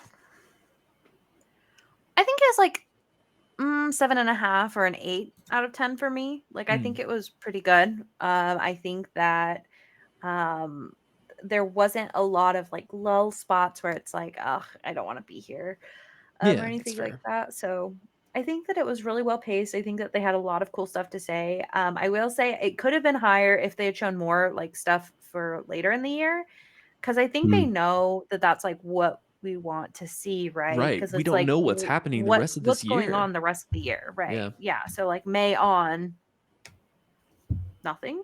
Showcase alleviates that. I would love a showcase. Do you think that have there been rumors for or April showcase? I put my foot down a few weeks back and I said I got a feeling April makes sense. Okay. But realistically, it's probably, I would say May is the most likely. They could probably announce Spider-Man 2 DLC around then. That is actually something I said on the react that we did to the State of Play. I'm surprised that wasn't in the State of Play, because Insomniac said that it was going to be before the end of 2023 that New Game Plus update with potential additional stuff was going to be out. And then obviously that got pushed. Then the hack happened. I would have thought this would have made sense to be here if it's still early 2024. But I guess why would you not give that the biggest stage possible and not have it overshadow these maybe smaller games? But yeah, like let Rebirth get out of the way, Rise of the Ronin, Stellar Blade, all of that. That's all done. Then May showcase hits, tell you what's coming the rest of the year. Few third party, probably like a Silent Hill 2 release date, and maybe a first party thing for the fall. Maybe that would be exciting. Where's Concord? That's meant to be this year. That's what I was expecting to see here as well. Yeah, Concord. What's going on with that game? That was rumored for 24. People are, I think, assuming it's going to be 24. So yeah, that would be nice. A nice holiday release would be good too. Yeah. I mean, I think like one of the things I'm thinking about is like I don't want Sony to rush their studios, right? So if there's really nothing ready for this fall, then there's really nothing ready for this fall, and that's fine. I want them to say that though, like be clear about it, right? Yeah. I mean, and of course, like there are going to be years where they're going to need to lean on third party, and 2024 seems like it's shaping up that way. I just wish that the messaging was a little bit clear, and that might be because of this change in leadership that we're getting a little bit of mixed messaging. Whereas you have people like Phil Spencer, and of course, people go on and on about him, but when it comes to him doing interviews, he is very clear about what Xbox or Xbox fans can expect year over year. From either Game Pass or just obviously mainly right. Xbox But releases. So I think the difference with that is that Phil almost has to, because why am I saying this? Because Sony has earned some cachet with its fans that there's consumer trust that it doesn't matter if they announce something or not. They're just going to still sell like hotcakes. So Sony's in a privileged position to not really have to tell you anything, but they're still selling gangbusters. Right now, Xbox is trying to gain that traction. So Phil puts out his hand to show exactly what they're doing, because people are looking at it more with under a microscope, trying to get revenue up. Yeah. So I think that's also part of it, is that the momentum of the PS4 into the beginning of the PS5 generation just has Sony's market position as they don't really need to tell you what's going on, but they're going to succeed in sales anyway, because that's the bullish the bullish reflection of what they've had over the past decade. I just think that it's super unwise though for them, and I also disagree with the fact that they have trust from their consumer base. I feel like Jim Ryan did irreparable damage by forcing all of these studios to go into pushing live service games across the board. But and no one knows about Jim Ryan's games. leadership, right? Like, other than us, other than the enthusiasts, what is the mass market? The mass market knows nothing about Jim Ryan or Sony leadership or the state of play. They just know about their Call of Duties, their FIFAs, their Maddens, their new God of Wars, their new Spider-Mans, and that's what their new Final Fantasy 7s, and that's what they're going to go play. So I think there's also some scope that needs to be fine-tuned when it comes to that conversation, because most, like 99% of consumers, aren't aware of this kind of stuff like we are. I mean, because like last year, for example, was arguably the weakest year we've had from Sony first party in a long time, because we got Horizon DLC at the beginning of the year, and then Spider-Man 2, obviously Final Fantasy 16, but like from first party, we got one game and a DLC last year, which is the weakest lineup we've had, but it's the best selling year for the PS5. So I think that they're riding a lot of momentum from last gen and a strong kickoff to this gen.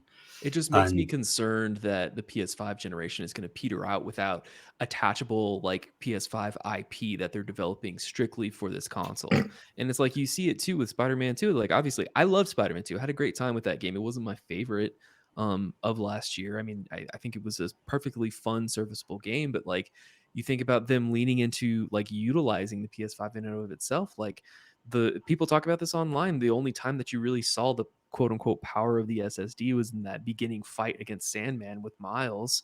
And for the rest of the game seemed to be generally by the numbers. I mean, of course you have they leverage the fast travel system from Ratchet and Clank Rift Apart, and there's that whole conversation there. But I just I am concerned because of like the cadence of the rollout, and I feel like there was this massive push before he retired or before he moved on of let's go ahead and like make sure that these studios are pumping out live service games, because those are what's going to generate revenue for Sony. And let's go ahead, while we're at it, because we have such stellar IP, let's push into the video or the TV and film space and make sure that we get the Last of Us show, we get the Uncharted movie out, like all of these games that are kind of like, it feels like it's diluting the strength of where that first party lineup is. I think it's too early to call, because if we look in the PS4 generation, PS4 launched fall 2013.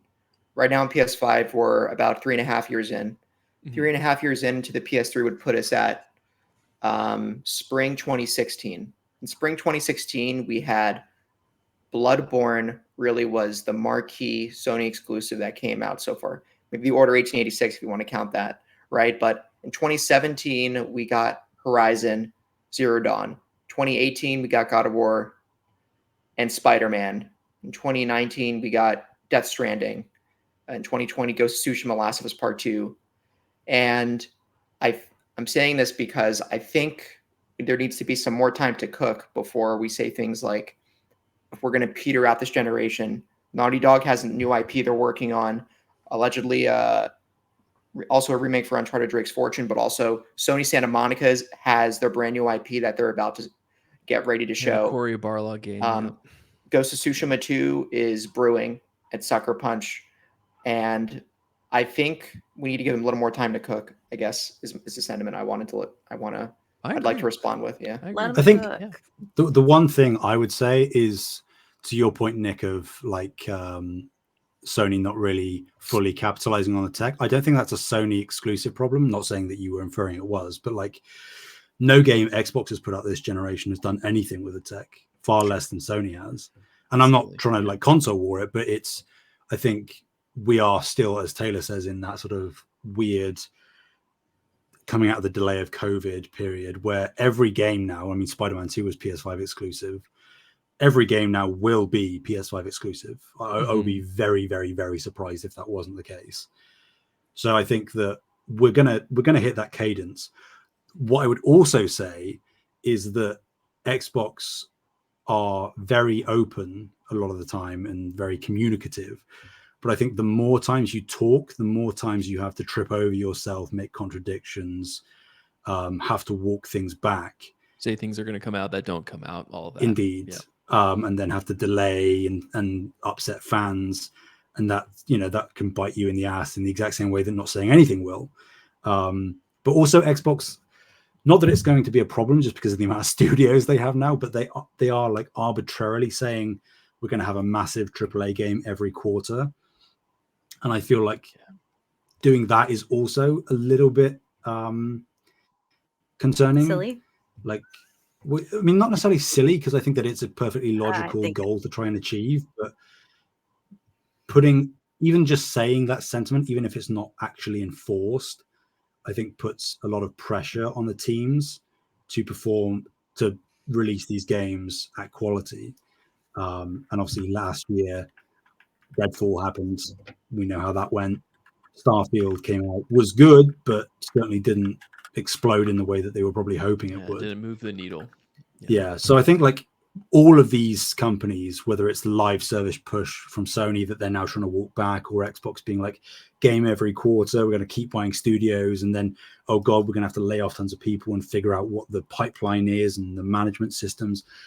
I think everybody is kind of floundering a little bit right now. Yeah. Like, well, is my hope AAA sustainable? All that stuff. It's a mess. Exactly. And I think that, of course, there's messaging to be worked on both sides for sure. And Xbox is far from perfect on that front. I just think that there seems to be an air of resting on their laurels in the PlayStation studio offices that has made me like, I would like you to both show and tell me what I'm getting. And when I look at this most recent state of play, like plenty of cool stuff there, but nothing that's like eye popping, like, oh my God, I have to be in this day one.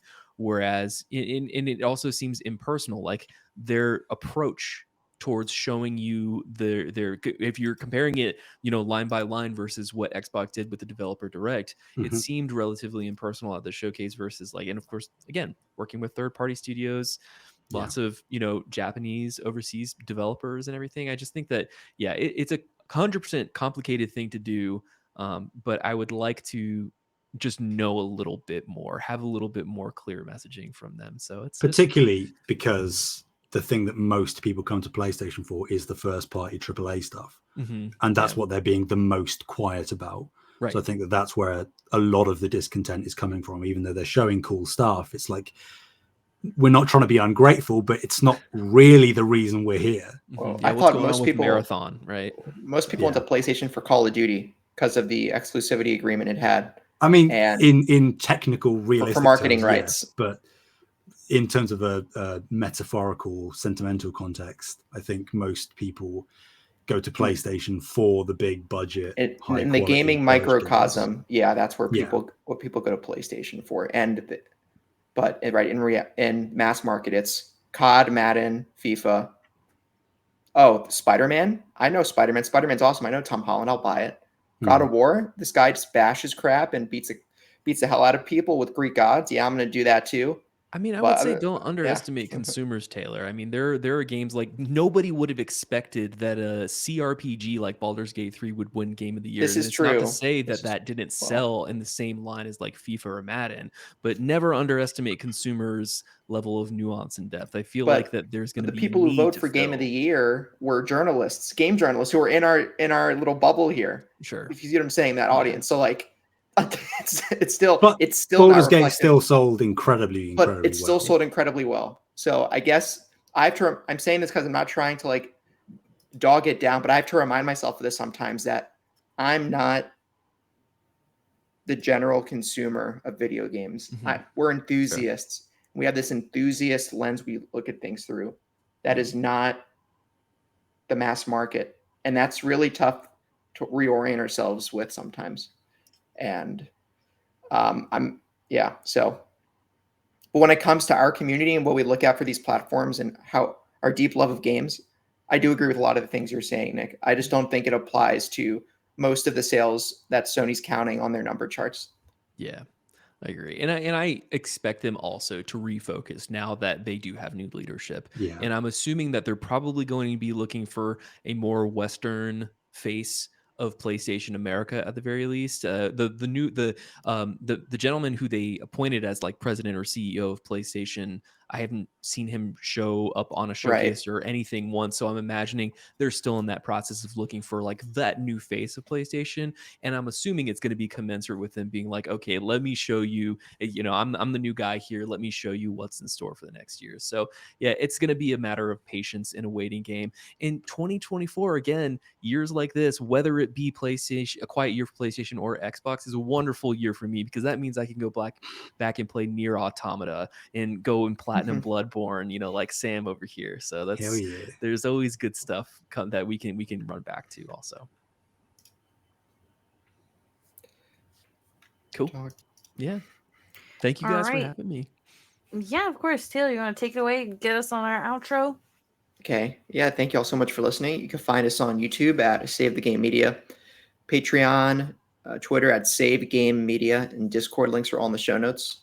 Where can people find you, our so gracious guest, Nick? Yeah, thanks for visiting us. I'm glad that you made it.